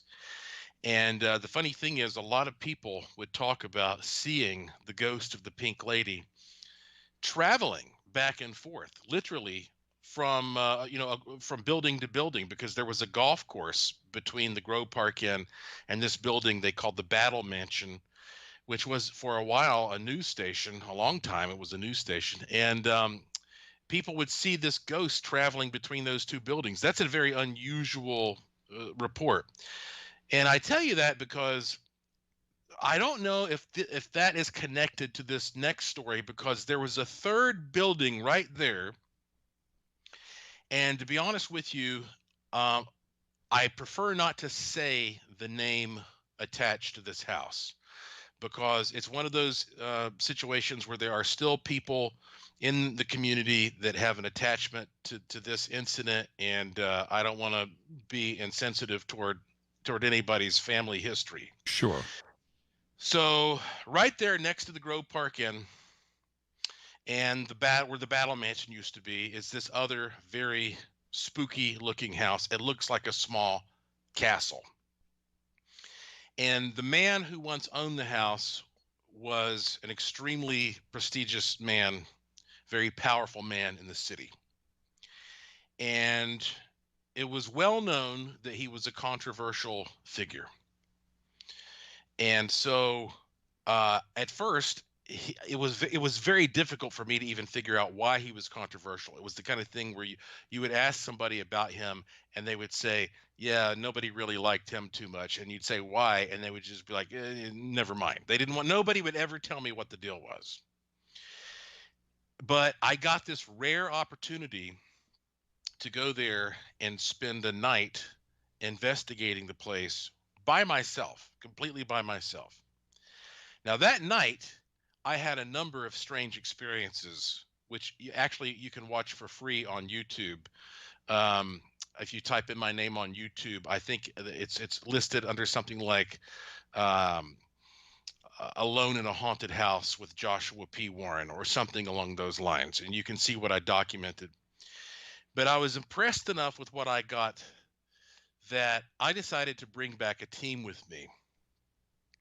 And by that time, now this house, which was built, well, looking back now, it was built over 100 years ago for sure.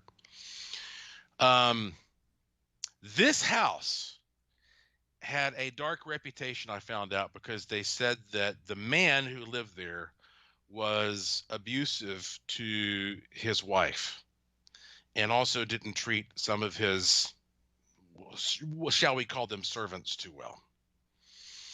And so basically, this house is so grand that it has this attic that is the most impressive attic I've ever been in my entire life. And I mean, you could turn it into a whole other apartment. You know, you can get up and walk around all over this place. Now, let me say this really quick. I'm looking at the Grove Park Inn right now. That place is definitely haunted. Okay, let's just stop right there. And I'm looking at the homes around here too as well. I want you to continue with the story, but I think I found the house that you are referring to. But there you go, and if it does indeed have an impressive attic. And I also want to say this to the audience, that I think that the Dodgers have won the World Series because I'm hearing fireworks from above. I'm down below in the bunker.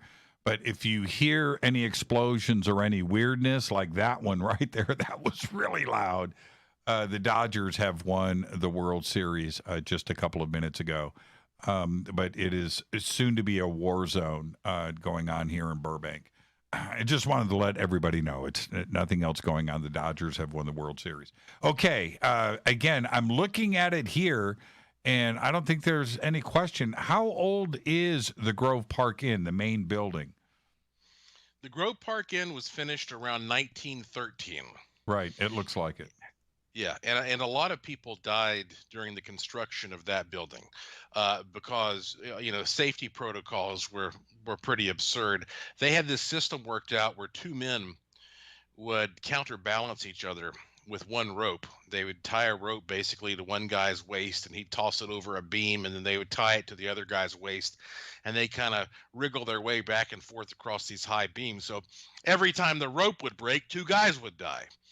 So a lot of people died that way. And then, of course, over the years, you have the usual things that happen to a very popular resort. I mean, this is the kind of place where Like Houdini stayed there, Thomas Edison stayed there, a lot of the presidents have stayed there. I mean, it's one of the most elite properties in all of Asheville, and so that gives you an idea of the kinds of estates that were built by very wealthy, powerful people of that time in this neighborhood.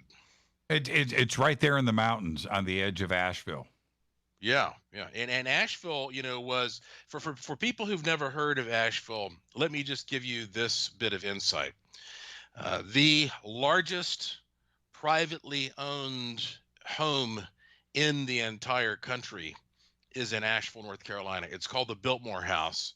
And George Vanderbilt picked that area specifically in the late 1800s to create this, epic French chateau. A lot of movies have been filmed there over the years. A lot of movies.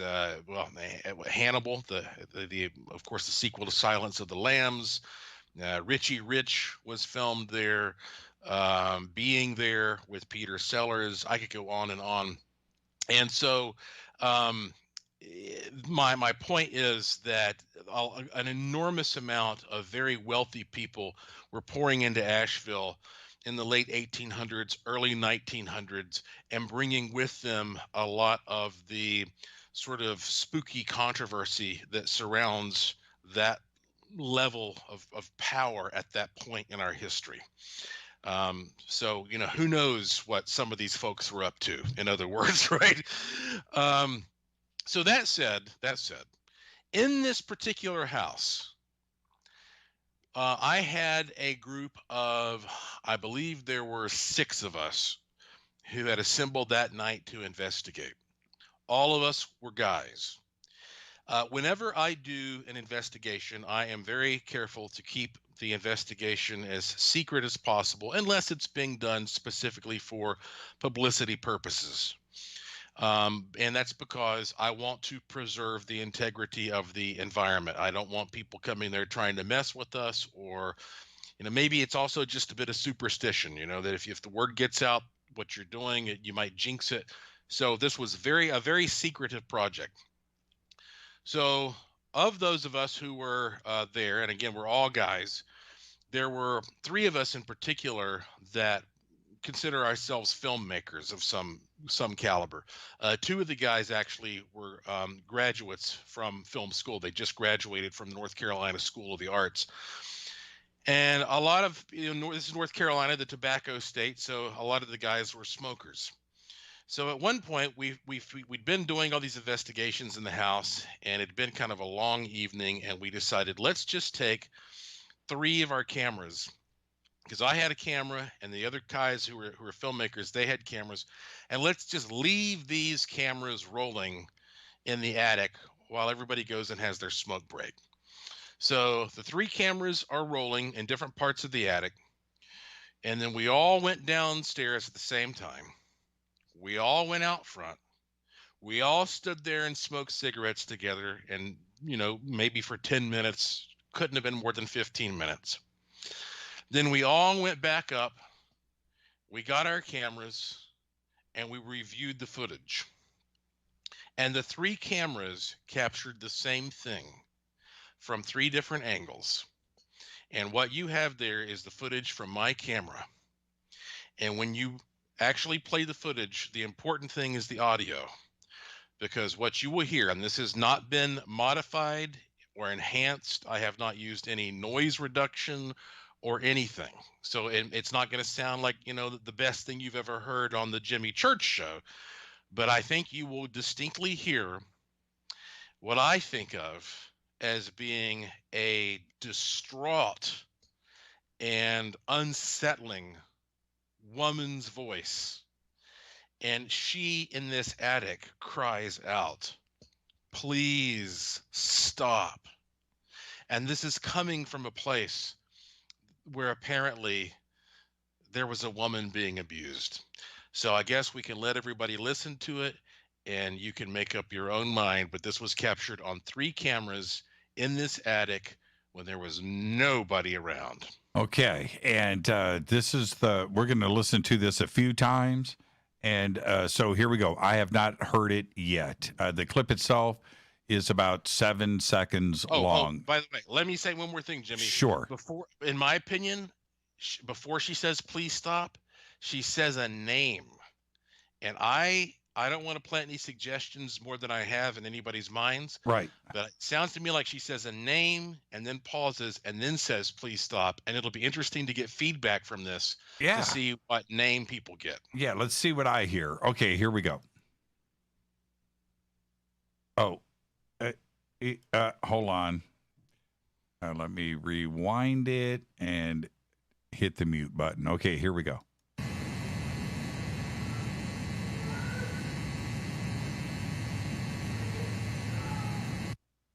Okay, I'm going to listen to that again.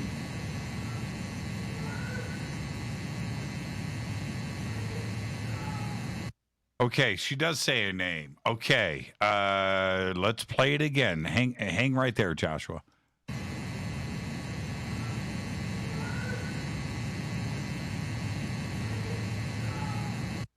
Okay, that is about as creepy as it gets for sure. I think... No, I'm going to pop this out into Twitter. I think it sounds like she says Bruce. Mm-hmm. And it sounds like Bruce, please stop.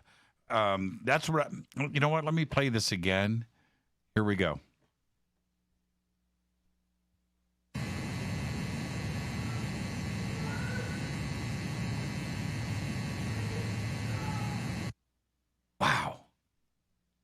Wow, that is uber creepy. Yeah, is it? What's the name that you hear? I don't want to say because it would compromise the privacy of the family. Oh, and so that's why, unfortunately, I'm not going to be able to give an opinion on that. But I am interested in seeing the consensus that we get from your listeners. And I might contact you privately to discuss the result of that a little bit more. But what I can tell you is that I think you're on a pretty interesting track with your opinion, Jimmy. And now, and you also have to realize one of the reasons that this is so significant to me is because that's my camera, and it was captured on my camera and 2 other cameras. If I had all 3 cameras there with the audio, then you could actually hear it sort of like being projected from the middle of the attic, but that's just one camera. And we were all, I mean, this house is a tall house. This was several stories tall. So we are all several stories below. It's basically a castle. Just standing outside, a bunch of guys, and there's nothing close to this house. It's got a bunch of wooded property all around it. There's no way to explain something as distinctive as that. That is clearly a high-pitched human voice in distress, wailing or saying something at a terrible moment in the history of that house. And we have it captured right there, and I presume that it's some kind of an imprint burned into the environment. And I've had similar experiences, Jimmy. You know, one time I was investigating, going back to jails, the old jail in Charleston, South Carolina, which has a terrible, terrible history. A lot of people were tortured and killed in that jail, and you can imagine many of them were pirates and whatnot. And I was in that old building one night with about probably 6 or 7 people getting ready for an investigation. And all of a sudden, we just stopped. Everybody stopped what we were doing because we heard right there between us, as we were sort of sprinkled around this jail room, the unmistakable sound of a big, heavy chain just slowly dragging from one side of the room right between us to the other side of the room. If you had footage of that, you could literally see everybody's heads turning at once as we are all looking, quote unquote, looking at this invisible chain as it goes through the group from one side of this room to the other. And again, as fate would have it, I was getting ready for the investigation, right? But I wasn't recording at that point. And so this reminds me of how that maybe, I mean, we all hear about chains. Why do you hear about chains rattling with ghosts all the time? There are some kinds of distinctive sounds that may hit a certain pitch, a certain frequency, and that gives them an even greater chance of making that kind of imprint that we're talking about. And those chains being dragged across the floor, they obviously got burned somehow into that environment. And I think that this woman's voice in this attic did the same thing. Now, I'm going to play this. I've got lots, and I want you to read through the comments during the break, Joshua. I'm going to play this again. I want very interesting comments coming up from everybody, and we'll see what happens during the break. But here it is one more time.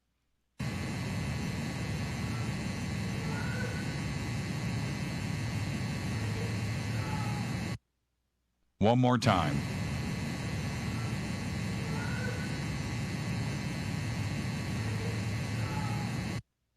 Wow. That is absolutely incredible.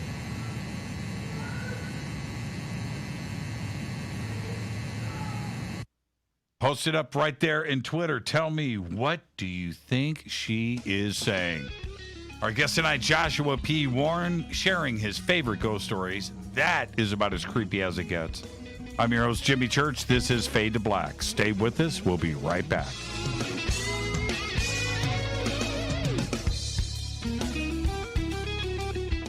Hi everybody, this is Rob Halford, the Metal Guard on JimmyChurchRadio.com. This is KGRA Digital Broadcasting Station. Salt Lake City, Utah. Van Buren, Arkansas. Why is it we're not very good with our health regimen until it's too late? We don't put oil in the car until the engine blows up. When the body's out of balance, your health is not so good. Give your body some love. Log on to GetTheT.com. That's GetTheT.com. Try our Life Change Tea, which cleanses you from harmful intruders.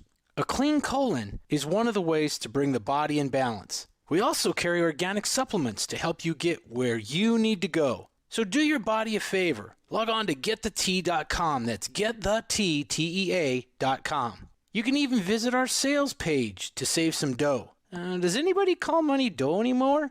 Anyway, if you're looking for short, helpful health tips, go to YouTube and punch in Health Matters Now. That's Health Matters Now. So, log on to GetTheT.com, shop, get balanced, then learn some cool tips at Health Matters Now. You'll be glad you did. That's GetTheT.com. Your contact for current news and trending topics. KGRARadio.com. This is Jimmy Church of Fade to Black, and I only drink Fade to Black blend coffee from River Moon. Just click on the River Moon Coffee banner at jimmychurchradio.com. Promo code F2B Blend. Let's face it, you've always wanted to do a sky watch and see your first UFO. Today, it's easy. Just get your own HP7 3B Cobalt Jimmy Church Edition night vision goggles from Hoffman's Optics. This is the same U.S. military system that I use, featuring a Generation 3 blue phosphor image tube. That's right, it's blue, not black and green. This is the only blue system in the world, and it's waterproof, lightweight, combat-proven, simple to use, and ready to go. Hoffman's Optics help create night vision sky watches, and now you can see what everyone has been talking about each night from your own backyard. Just call 760-231-9929. That's 760-231-9929. You can click on the banners on our site or visit UFONightVisionGoggles.com. That's UFONightVisionGoggles.com. Go back, Lee Tepe. This is the only way forward. This is Fade to Black. Make contact. KGRARadio.com. Listen, I know, and you know, that you've always wanted your first crystal skull. Or maybe you're a collector just like me, but you just don't know where to go to find the real thing. Then I met Carolyn Ford over at EinsteinTheCrystalSkull.com. Carolyn is the guardian of Einstein, one of the most respected ancient crystal skulls in the world. All of her unique skulls have been imprinted sitting with Einstein in his sacred lodge and are carved from the finest gemstone and materials. Imprinting is the process of receiving the ancient wisdom from the master skull or master computer, Einstein, the ancient crystal skull. To see Carolyn's current collection of crystal skulls, just visit her store at EinsteinTheCrystalSkull.com or click on the banner over on our site. Don't forget to use the promo code Jimmy at checkout to receive 10% off of your order today. That's promo code Jimmy. Finding your first or next crystal skull is easy. Just visit EinsteinTheCrystalSkull.com. Telepath is a weekly digital newsletter filled with the latest paranormal news, trending topics, and fresh articles from some of the most popular critical thinkers in the community today. Stay informed on your favorite paranormal podcasts and live streaming talk shows. Interact with the Telepath and upload your paranormal story or pics. It could be featured in an upcoming edition. Sign up right now for the free Telepath newsletter at paranormal.radio. That's paranormal.radio.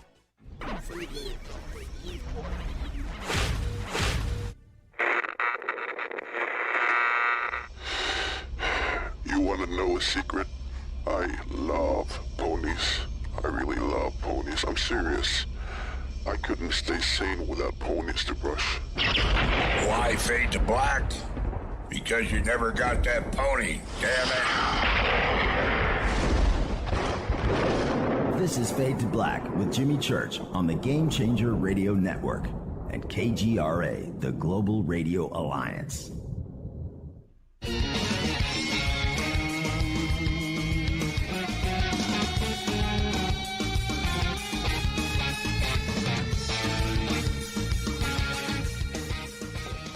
Welcome back. Fade to Black. I am your host, Jimmy Church. I'm creeped out. Joshua P. Warren is here, continuing our Haunted Roctober, telling us his favorite ghost stories. And right before the break, played this clip for us from the attic of a home near the. Now, help me understand this. This is near the Grove Park Inn, correct? That's right. Okay, gotcha. In the probably one of the older parts of Asheville. I'm assuming that the house is up in the hills right there. But aside from that, you guys were doing an investigation. You went outside to have a smoke, left the cameras running upstairs. This clip, I get to see the video portion of it too as well. It's obviously an attic, looks almost black and white. But I'm watching. Did you take a look at Twitter and the comments from everybody? Yeah, and the first one I saw is TV saying that recording was so creepy and sad, gives me chills. And when we all played back our recordings and saw that we'd captured that, there was sort of a dead silence for a minute where we all just looked at each other and it sort of sunk in. We just heard a real ghost. I mean, it's one thing when you watch this on TV, right? Or even if you hear it played on, Jimmy Church. I mean, but when you are there on the site in the field and you capture that, and I mean, it's one of those sort of life-altering experiences. I've had a handful of life-altering experiences, which have continued to inspire me to pursue this pathway of investigation.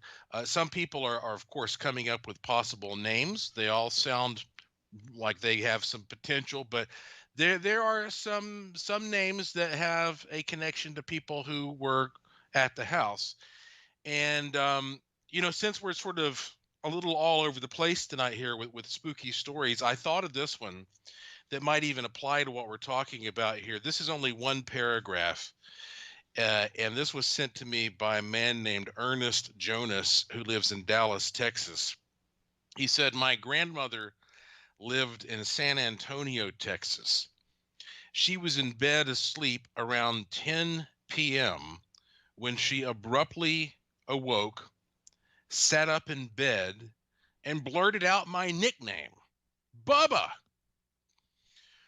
400 miles away in Dallas, Texas, I was wide awake in my bedroom when I clearly heard her voice call out my nickname, Bubba. My door was open and the sound came from the hallway. Now, I bring that up because we are told that space and time are connected somehow. That if space is distorted, then time is distorted, and vice versa. And so this is an example, this story I just gave you, of two people who are alive at the same time. And if we are to believe this story is true as written, well, then it shows you that the distance is irrelevant, that he could have been on the other side of the planet or maybe the other side of the galaxy, and those two would have connected. Right. And so maybe since space and time are connected, we're seeing something similar when we hear a voice cry out so passionately, so eerily from another point in time, what we consider the past. If a voice can travel through space, it should be able to travel through time. And maybe that explains so many of these strange recordings that we get as investigators. The way that I approach this, and I'm just going to try to say this as simply as I can, Joshua, but although we don't know what these spirits or entities or ghosts are, and you and I have talked about this a lot in the past, I think that the universe is electromagnetic. Well, we know that. That's part of physics. And they are energy, and the electrical energy. And they are able to, they don't understand probably what a digital device is or a video recorder is. If she died in the 19-teens, obviously before video cameras were around, but they have the ability to infiltrate, to contaminate digital circuitry. And that they may just, how do I say this? They are imagining themselves speaking. They are speaking, but they don't have the physical body to do so. But when they are doing it, it creeps into the electric equipment that is around, whether it's a tape recorder, a digital recorder, a video recorder, and gets into the equipment and gets imprinted. And that, I think, is what we are capturing here and through many EVPs. Right? They don't know that, speak into this digital recorder. Well, that could be total foreign technology to them. They don't understand that. But they are trying to speak, and that electromagnetic energy gets into the digital equipment and gets captured. That's what I think is going on. I don't think it's a phenomenon. I don't think it's magic. I don't think it's paranormal or supernatural. I just think it's fundamental physics in action. What do you think? Oh, absolutely. Well, you know what? There are a lot of different ways we could look at this, but I want to give you a great example. And you know what? You're going to love this. If I haven't told you about this already, it's simply because that this year has been so chaotic, and I'm trying to see if I might have. Okay, yeah, I've got a little audio of this also on YouTube that may or may not be good enough for the show tonight, but let me explain the situation. I have a great friend named Dean Worsing. I've known Dean for over 10 years.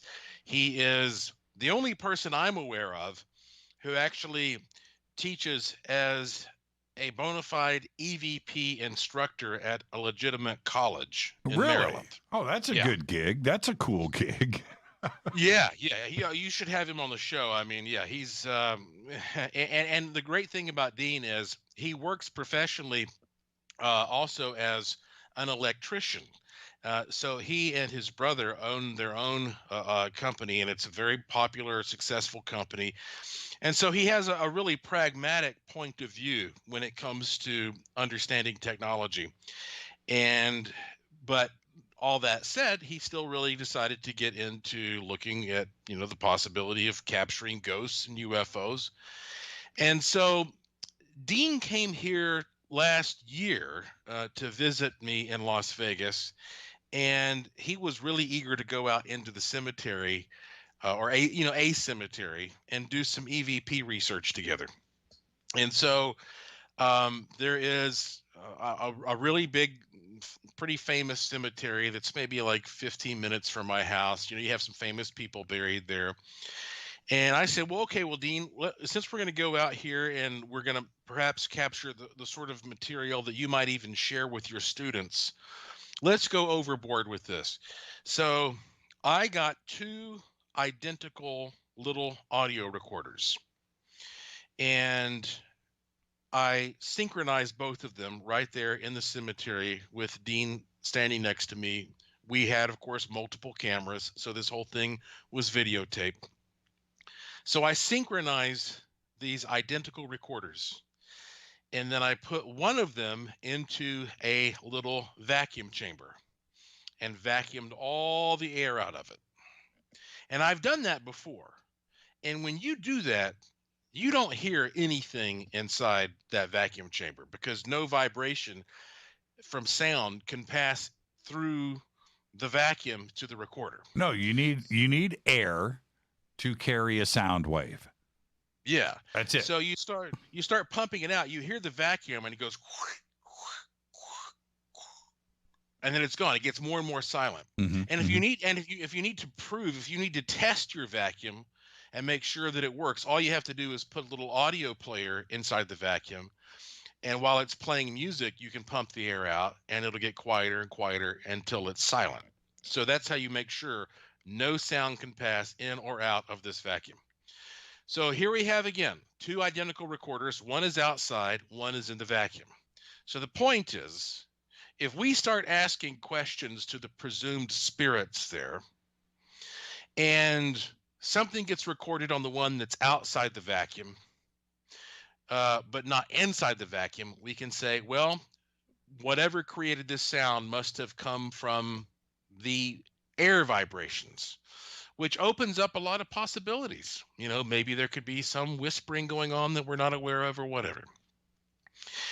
If they both get a recording, well, then that's even more interesting because that means that, well, there's something that transcends the air vibration that's leaving a recording on both of them by directly affecting the medium, the recording medium. Back to what I was saying earlier, right? Something electromagnetic. Yeah. But the weirdest result would be if something affects the one that's in the vacuum, but not outside the vacuum. Because that is an even more targeted scenario. Yeah, I like that. I like that. Yeah.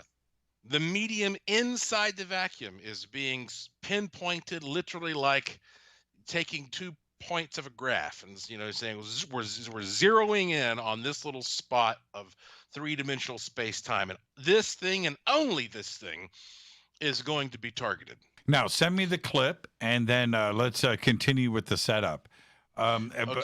And what I find interesting here while you're sending the clip is, Joshua, what you are doing here is you are controlling the environment and controlling the experiment, where you have one that could potentially be capturing sound waves in a non-vacuum environment, and then something in a vacuum environment where there's a few different ways to capture sound. But our ears out in the atmosphere, you need air for the sound wave. That's it.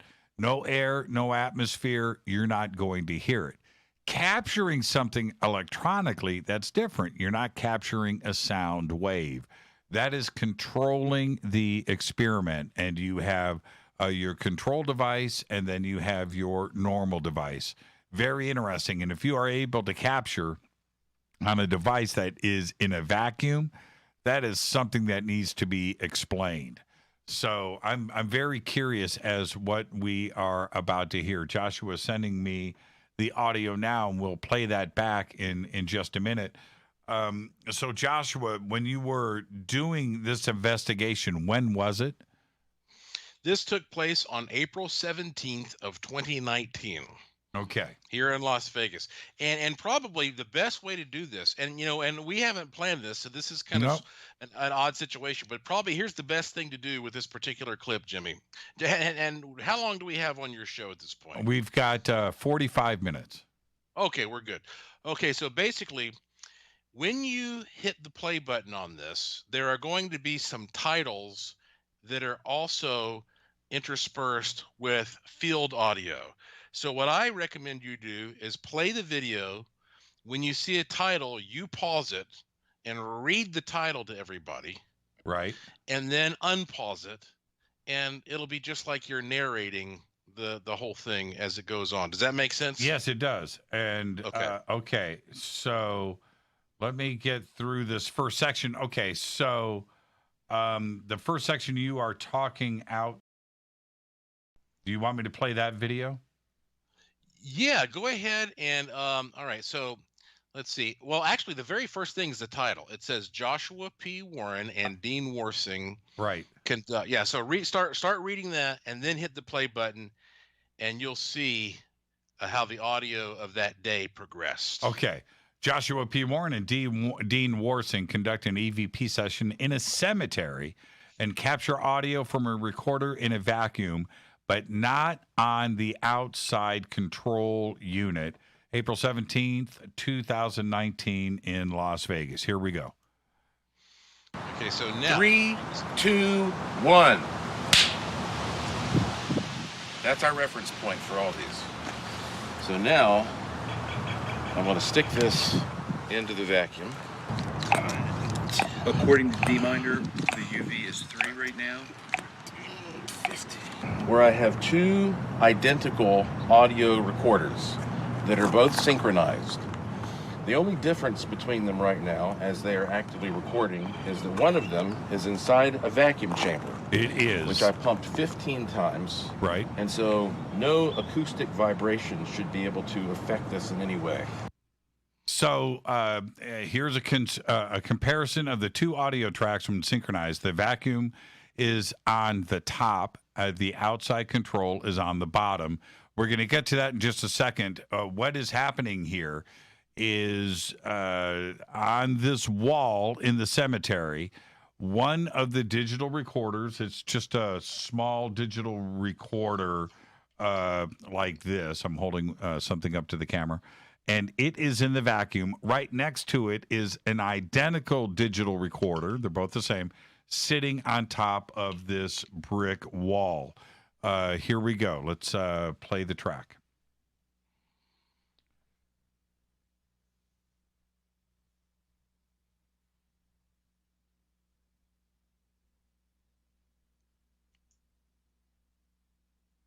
The vacuum should be 100% silent, but a strange audio interference occurs only in the vacuum, not the control. As soon as... if we get something on the one that's in the vacuum... Oh, I see it. But we don't get anything on the one that's outside the vacuum, that would lead me to believe something profound had occurred, that there was some type of an inexplicable force that had targeted the interior of a specific digital recorder and imprinted a message. On the other hand, if we get something on the one that's outside the vacuum but not inside, then that would show us that this is a purely acoustical phenomenon. Afterward, strange audio interference continues in the vacuum in response to certain questions asked by Dean Worsing. Did you work in Las Vegas? Interesting. What did you do for a living?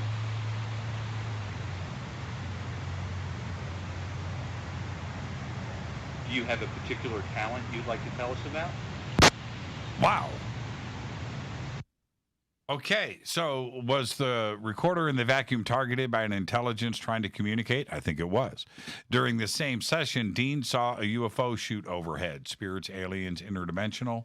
Now, let me actually just stop right here for a second. Joshua, what I want to explain to everybody, I could see the two audio tracks synced up on top of each other in the audio software of the recording. I could see the waveforms. And right as he asked the question, the interference peaks out in the vacuum. Now, here's what's so weird about this, because I understand this is the sort of thing that goes beyond telling a creepy campfire story like we've been doing.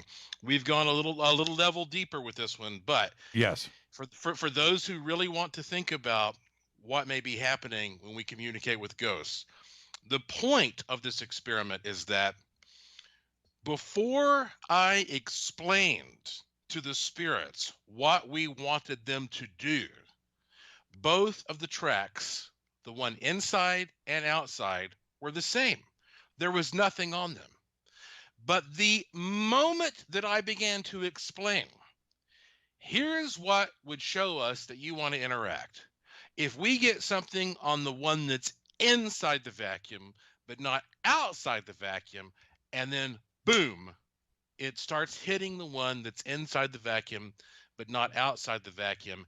And from there, it continues in direct response to Dean's questions. And so this is perhaps the first demonstration of its kind to show that when you are trying to talk to a spirit, for lack of a better word, and you want it to interact with a piece of technology, you really do have to think about it from that spirit's point of view. Sure. And explain what you want it to do. And even if it may not understand exactly how it's doing it, if it is an entity that's conscious and interactive and aware and unpredictable, then that entity at that point in time will use trial and error and feedback to see if what it's doing is creating the reaction that you need in order to perceive a response, a communication. And so this may be a little dry and scientific for some people, and we can get back to, you know, some more creepy stories here in a minute,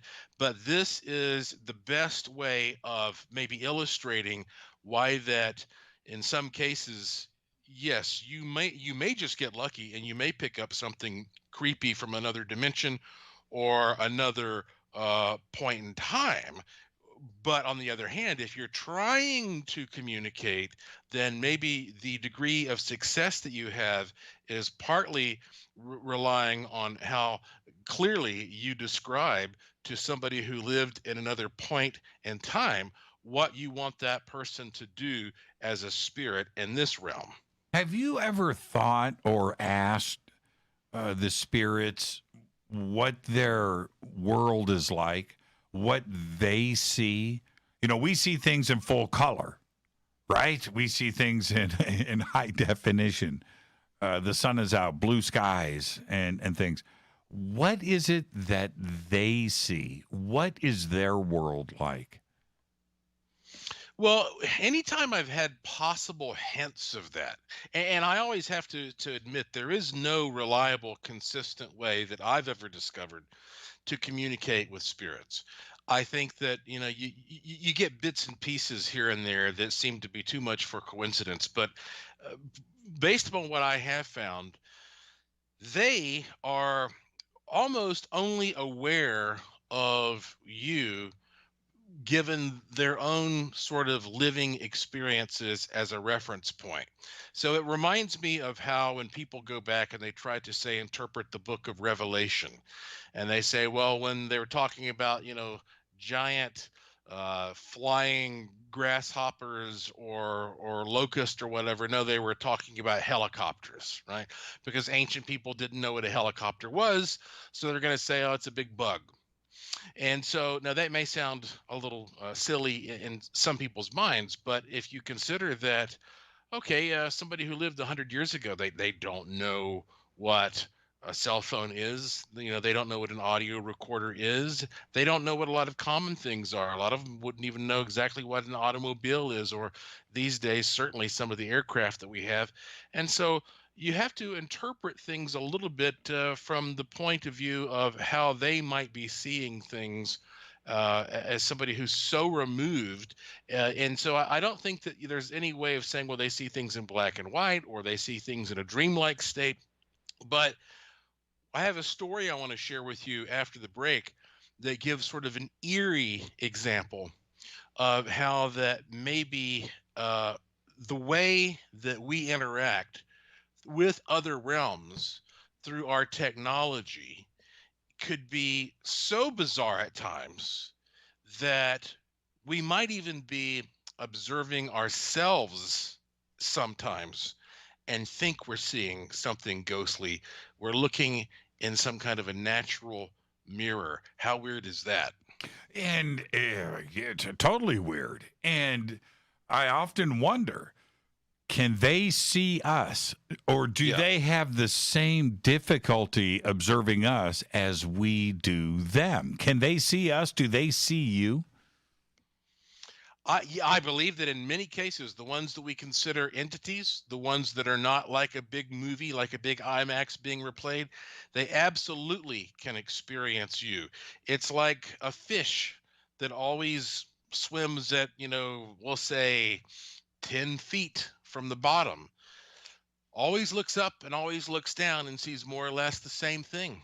And once in a while, another fish that swims 15 feet from the bottom crosses overhead, and they glimpse each other and they freak each other out. So it's the same thing that happens with us and either of these beings that are on slightly different ajar timelines, or even reflections of ourselves, which is why sometimes people even encounter doppelgangers, where you have ghosts of the past, you have ghosts from the future that are harbingers that might warn you of something, but you also have ghosts of the present in which people actually encounter themselves or some version of themselves. Now, what about ghosts from like cavemen? 50,000-year-old Homo sapien. They have to be roaming the earth too, right? Or have they found peace? Well, it could be that over time, the sort of contained image sort of weakens, just like an old recording on an audio tape or a videotape. Fades away. But if you go to joshuapwarren.com and you click the link to the Gallery of the Strange, I have photos of what may even be dinosaur ghosts. And yes, you heard me correctly, dinosaur ghosts that were captured by a woman named Lynn Jackson on a farm in South Carolina. And it could be a lot of the cryptid stories that we get are from people who are seeing the ghosts of pterodactyls and plesiosaurs and gigantopithecus and things like that they interpret as a modern day monster. And yet what happens? Whoop, they just disappear like a ghost. We can't get them in a cage. We can't find their bones for some reason. And what page of the rabbit hole is this in? Oh, I have a lot of stuff there. It's Gallery of the Strange at joshuapwarren.com. And I have sort of just ad hoc added a lot of things. Let's see. I think it's under World's Wildest Ghost Photos is this section. Okay. World's Wildest Ghost Photos. And if you click there, you're going to see some of my favorite photos throughout history and video clips. But you're also going to see some things that I have captured, that my team and I have captured, and I wouldn't put them on here if I didn't believe that they were legitimate. And so this is something that's free that any and everybody should check out. And I hope that also while you're at my website, you'll check out my Curiosity Shop, because that's how I fund a lot of this crazy research and bring it to people for free. But it looks like it's on page 4 where you will see what I have called devil dragons. And Lancaster, South Carolina is where these photos were taken. And you know what? It's one thing to look at the picture, but the stories that I heard from eyewitnesses are even more compelling, because even though these clearly look like some type of pterodactyl or something flying around, some kind of dragon, the people who were there said they didn't even look this misty to the naked eye. They actually looked completely solid and monstrous. Yeah, these are great pictures. They're on page 4, everybody. I'm looking at it here. Definitely pterodactyl is the right word to use. Let's take our break right here. This is Fade to Black Our guest tonight, Joshua P. Warren, heading into overtime. Joshua's favorite ghost stories. When we come back, I don't know what's coming up next. It's been a great night. Oh, man, Joshua. I'm your host, Jimmy Church. You can follow me on Twitter at JChurchRadio. You can follow Joshua on Twitter at Joshua P. Warren. Stay with us. We'll be right back.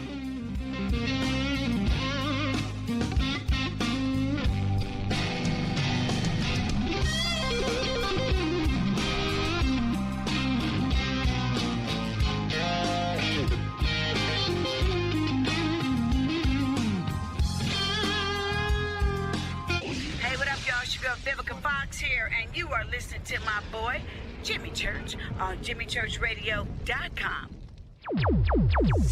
Despite popular opinion, reading a book will not make you smarter. But listening to Jimmy Church will. This is Jimmy Church of Fade to Black, and I take Life Change Tea supplements every single day. It's what I do. Click on their banner at JimmyChurchRadio.com. When you take the beans from Central America with dashes of Indonesian and African mixed in and then roasted to the dark side of Fade to Black, you create the ultimate brew of fringe. Introducing the Fade to Black blend from River Moon Coffee. Yes, River Moon's darkest customized roast was created for the love of Fade to Black. The alchemy of masterful roasting and smoking the beans is in every sip of this full-bodied, dark Java. I need my coffee dark, deep, with distinct bittersweet chocolate highlights, just like the bunker. Leaning further into the darkness of the roast is Fade to Black blend from River Moon Coffee. Just click on the banner at JimmyChurchRadio.com and use the promo code F2BBLEND for 15% off of your order today. Go Beckley Teppy. Hello, my name is Billy Carson, and I am a best-selling author and the founder of ForbiddenKnowledge.tv. Together with my team, we have built an all-new conscious streaming TV platform designed with every family member in mind. If you have ever wanted to travel the world and attend lectures and workshops from your favorite speakers but weren't able to, look no further. ForbiddenKnowledge.tv. There are dozens of workshops and lectures from speakers you know and love. We have also included amazing categories to assure that your consciousness is entertained and elevating on a daily basis. Amazing interviews, ancient history, ascension knowledge, wisdom teachings, documentaries, conspiracies, mysteries, health and fitness, conscious cooking, meditations, finance, yoga, and so much more. To start your free trial on any mobile device or computer, surf to ForbiddenKnowledge.tv. That's Forbidden Knowledge with the number 4, ForbiddenKnowledge.tv. Again, visit ForbiddenKnowledge.tv today. Are you intrigued by Paranormal Talk Radio? You'll love the new Paranormal Radio app from TalkStream Live. You'll find a great selection of talk shows covering UFOs, ghosts, strange phenomena, and much more. Download the Paranormal Radio app now and start listening to the very best in paranormal talk entertainment, including the network you're listening to right now, the Paranormal Radio app. Free in Google Play and the iOS App Store. Erica, Brittany, Gabby, and you're listening to JChurchRadio.com. It's not a lifestyle we chose. We were born this way. KGRARadio.com.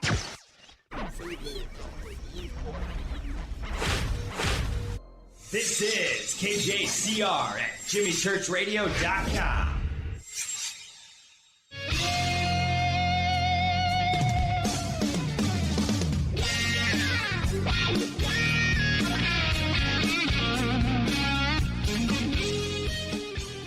Welcome back. Fade to Black. I'm your host, Jimmy Church. Heading into overtime, ghost stories with Joshua P. Warren.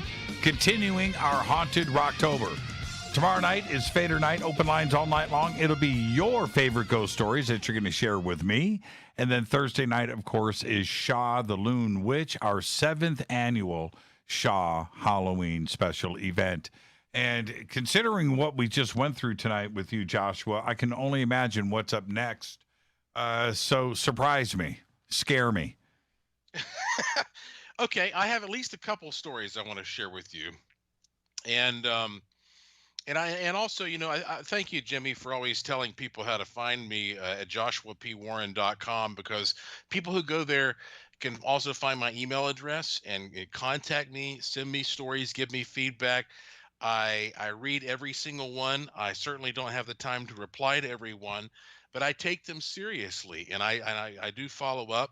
And I have a free podcast as well there at joshuapwarren.com, and so I know a lot of people who listen to you would enjoy that, and a lot of people who listen to me will enjoy you. We're not the average radio guys, so to speak. You and I get out there and investigate things. That's why I'm kind of worried about you, frankly. Since you're going to the Queen Mary, that place, it's sort of like The Shining. That can get into your brain, and boy, there's some very, very disturbing, twisted stuff that can happen to you there. I've experienced some of it, so I'm looking forward to hearing what happens to you, Jimmy. Yeah, I'm looking forward to it. I really, really am. But to say that joshuapwarren.com is the site that I go to often is not really the truth. I spend way too much time over there, and I can just click around and look. There's videos and there's stories and there's images. It's just a great website. It's everybody. The links are over at jimmychurchradio.com. It's you've been doing this for a very long time, and the website itself is so established, and there's so much there now that is accumulated over time. I don't know how you do it, quite honestly. It's kind of a mess, because I just keep adding stuff to it. But hey, so people go there and they kind of find what they're looking for, right? It's sort of those things, one of those websites, you go there and wherever you are led is where you were supposed to be. So here is, this is just one of those really weird stories that may or may not quite connect with ghosts, but it certainly connects with sort of the shape of space-time and whether or not we're on different timelines and paths and all that. This was sent to me from Chase Jensen, a student in, Montrose, Colorado. And this is an incident that happened in 2011. Chase said, I bought a Kodak digital camera from Walmart and was unhappy with the clicking sound that I heard coming from it when I first went to use it. I decided to return the camera and chose a new one of the same brand from the same store. When I returned home, I opened everything fresh. I inserted batteries and turned it on, and I couldn't believe what I saw. There in front of my eyes was a photograph of myself from the neck down, already in the camera. I knew it was me as I was wearing the same shirt as in the photo. There was no way even an employee could have taken this photo, as the camera was never removed from the box until I got home. I couldn't have taken a photo of myself by accident. The perspective was from a distance, and I couldn't have taken such a photo. I had not adjusted any of the settings. There was no way I could have turned on a self-timer. I was so amazed. I told my mom. She couldn't believe it either. It was one of the creepiest things I've ever encountered. Now, you take the weirdness of that and thinking about you being observed from another point of view, and it reminds me, Jimmy, of this incident that happened at the Grove Park Inn Resort and Spa in Asheville in the Pink Lady room. That would be room 545, which is the room that is most associated with the Pink Lady. And when I was hired by the hotel back in the 1990s to be the very first person to officially investigate the Pink Lady, I was the one who first publicized that most of the activities seemed to center around that room 545. And I even had some very strange experiences in there. I never saw the Pink Lady, but there was one incident that really stands out in my mind. I was contacted by a woman who was staying at she was staying at Grove Park for a conference, and they do a lot of conferences there, as most of these big fancy hotels do. And she knew nothing about the history of the hotel. She lived in another state far away. And when she got into town, her plane was late. She was running late. There was a dinner that night. I mean, it was kind of a frantic thing where she got checked into her room, which happened to be room 545, which meant nothing to her. She went into the room by herself. She flung open her suitcase. She got dressed for the evening and was out the door. Later, when she returned to the room, she saw that her digital camera was on the pillow of the bed, which was very bizarre. You know, I mean, for one thing, she was flinging stuff around. So she said she thought, you know, who knows what may have happened, but there was no evidence anybody else had been in the room. So she took her digital camera to see if the batteries were fresh or she needed to charge it. And she turned on the camera, and there was a picture that had been taken while she was gone. And it was a picture of her bed with all the clothes strewn about it and everything else that she'd thrown out there. But it was taken from the ceiling, looking down from this impossible position. And sometimes it makes you wonder if these spooky things go straight into our technology and manipulate the medium as we've been talking about, or if sometimes a ghost is just, you know, having fun and just picks up your camera and flies halfway through the ceiling and takes a picture of your room. And that was one of those things for her. She said, I found out after that I was in the haunted room 545. Now I'm a believer. You know, that's creepy on many, many, many, many different levels, right? And the ghost side of it, absolutely. Somebody going into her room and pranking her and taking the picture and then leaving as a joke is creepier than than the ghost itself. Knowing that somebody was in your room when you were not there, whether it's a ghost or somebody else, and then you find out it's room 545. Yeah, that's. Did you see the picture? I did see the picture, and I asked her to email it to me, and I never got it. So and unfortunately, there have been 2 or 3 occasions throughout my life where that has happened. And there was one lady who got an amazing picture, and actually hers was a video clip, and I contacted her and said that I'd like to get it from her, and she says, well, I've been contacted by a TV company and they want it.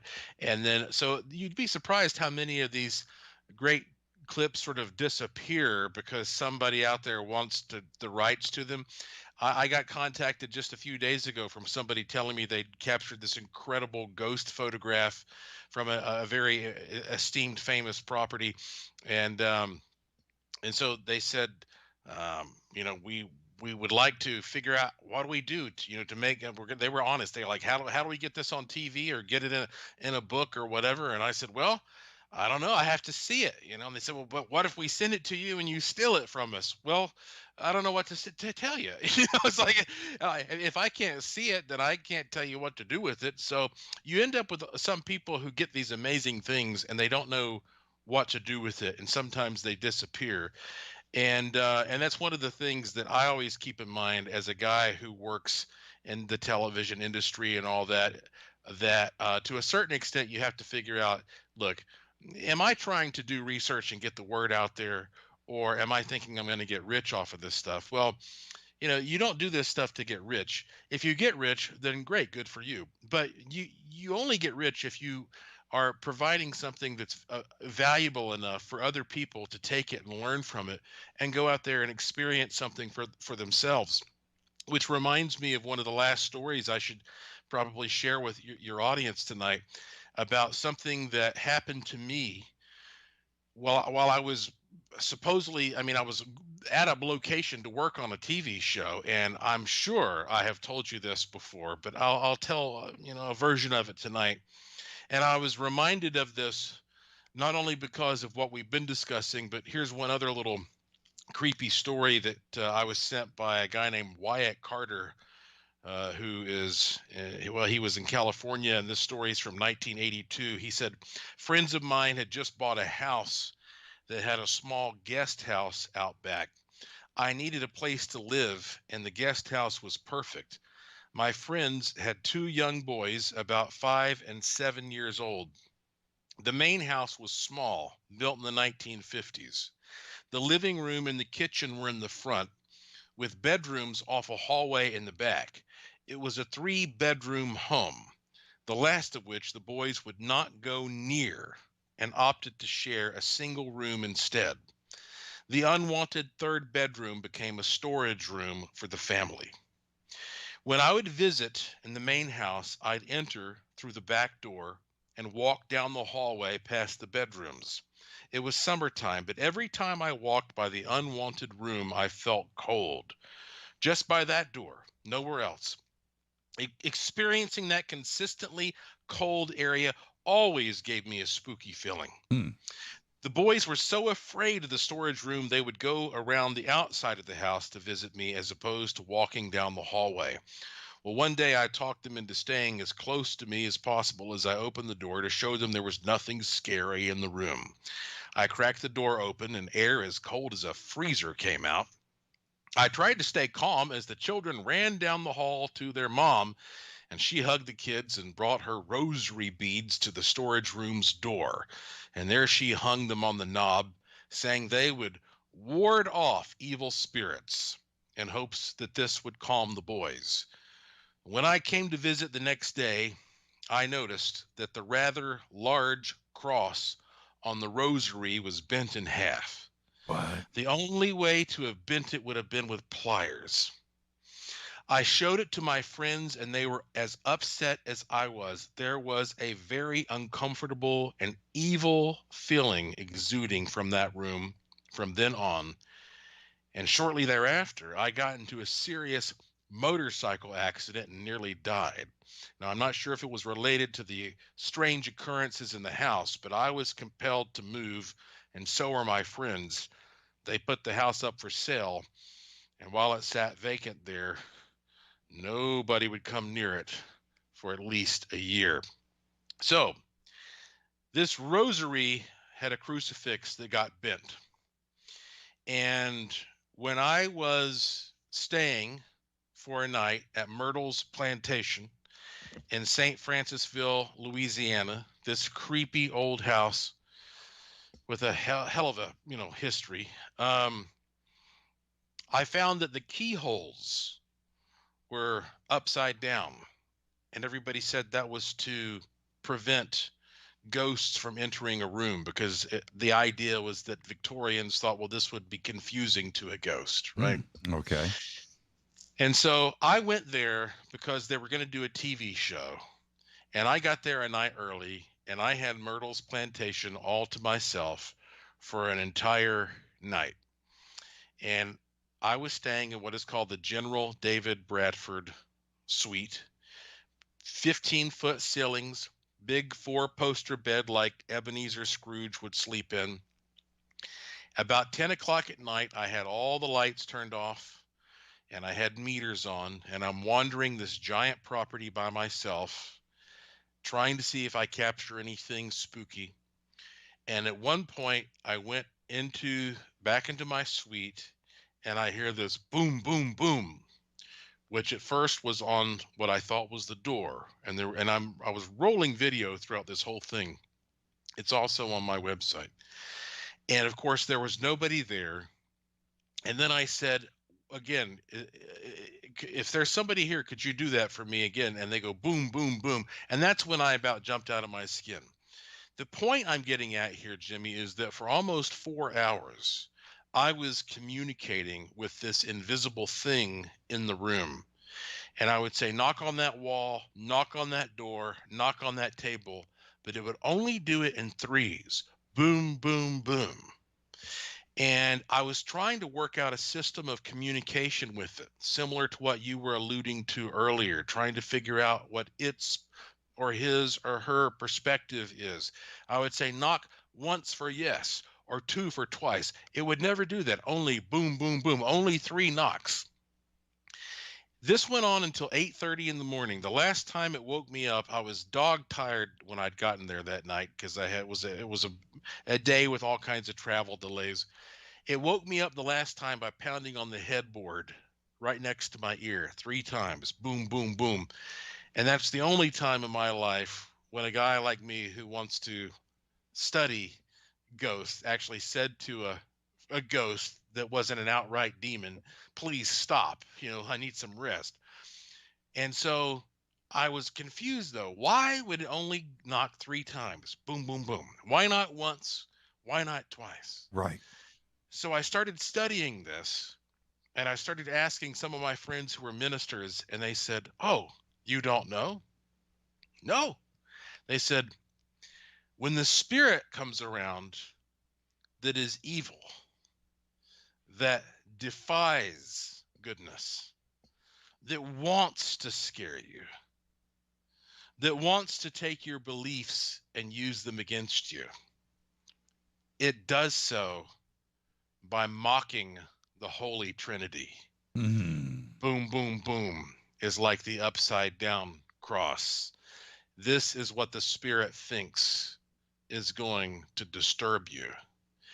And so it may be that if you hang a rosary on a door and that cross is bent around, or if you stay in a room and the ghost will only knock in 3s, boom, boom, boom. Whether or not you believe in God or the devil or Jesus or any of that, it may just be coming from something that wants to scare you, that wants to frighten you, that wants to come into your bedroom at night, that wants to feed off of you while you're lying there asleep and vulnerable. And those are the things that we fear the most, the things that might be there at the foot of your bed tonight when you wake up. And the only thing they want is not to tell you about the wonders of the afterlife or to give you some type of hope or inspiration or to solve some kind of mystery or to get some type of superficial satisfaction. Maybe sometimes they just come here because they are evil and they just want to terrify us. And unfortunately, some of the people listening to this show tonight are probably going to experience that, but that's part of life. It is. Rita and I were staying at this Airbnb up in Shasta. Old house, 150 years old. And in the bedroom was a wardrobe that had a wedding dress in it, turn of the century, with photographs, and the whole house was laid out that way with these antiques and stuff. But the doors were like you were just describing. They all had those really old steel and iron latches with the glass door handles, those kind of things. And the bedroom door to the room that we were staying in, the master room, the master bedroom, you had to push it shut. You had to really lean into the door to get that old latch to lock, right? To catch. You know what I mean? Mm-hmm. And you would hear it catch. So I pushed the door shut, and Rita and I were in bed, and we're reading, and the place is silent. There was no TV in the house. There was no stereos. There was nothing, so we're sitting in the silence. And Joshua, as sure as I'm sitting here talking to you right now, this is what happened. That frigging door handle turned, and I could hear it, and I heard it go click, clink, right? And it swung open like 6 inches. And I was like, holy crap. And Rita and I know, we look at each other. My heart leaped out of my chest. And I looked over at the door. It was probably still moving at that point, opened up about 6 inches, creaking. And And I know what effort it took for me to shut the door, right? Yeah. Having to lean into it and get that thing to lock and latch. And that thing unlatched, clicked, clinked, and swung open. And we were petrified. And I'm going to say this. We didn't get out of bed. I didn't get up and shut the door. That thing stayed open, and there you go. Nothing else happened that night. But this physical poltergeist like that, to have, this wasn't something you see out of the corner of your eye, right? Some mist, some see-through entity or something in the dark. This was lights on, door unlatched, and opened by itself. There are people who may listen to stories like you and I are telling tonight and think that, oh, come on, these guys are just trying to entertain us. It's Halloween time. And yet, you and I are not like everybody else. We go out and we look for this stuff. We want, for some twisted reason, to experience these things, even if we regret it as soon as we do. We talk about it, which is almost like inviting it sometimes into our lives. And, when you saw, for example, my Creepy Vegas Ghost and UFO show, I told you that there were certain objects that I had shipped to my house, and I got them out of my house as quickly as possible, because it's one thing to go out and investigate a haunted house. It's another thing to turn your own home into a haunted house.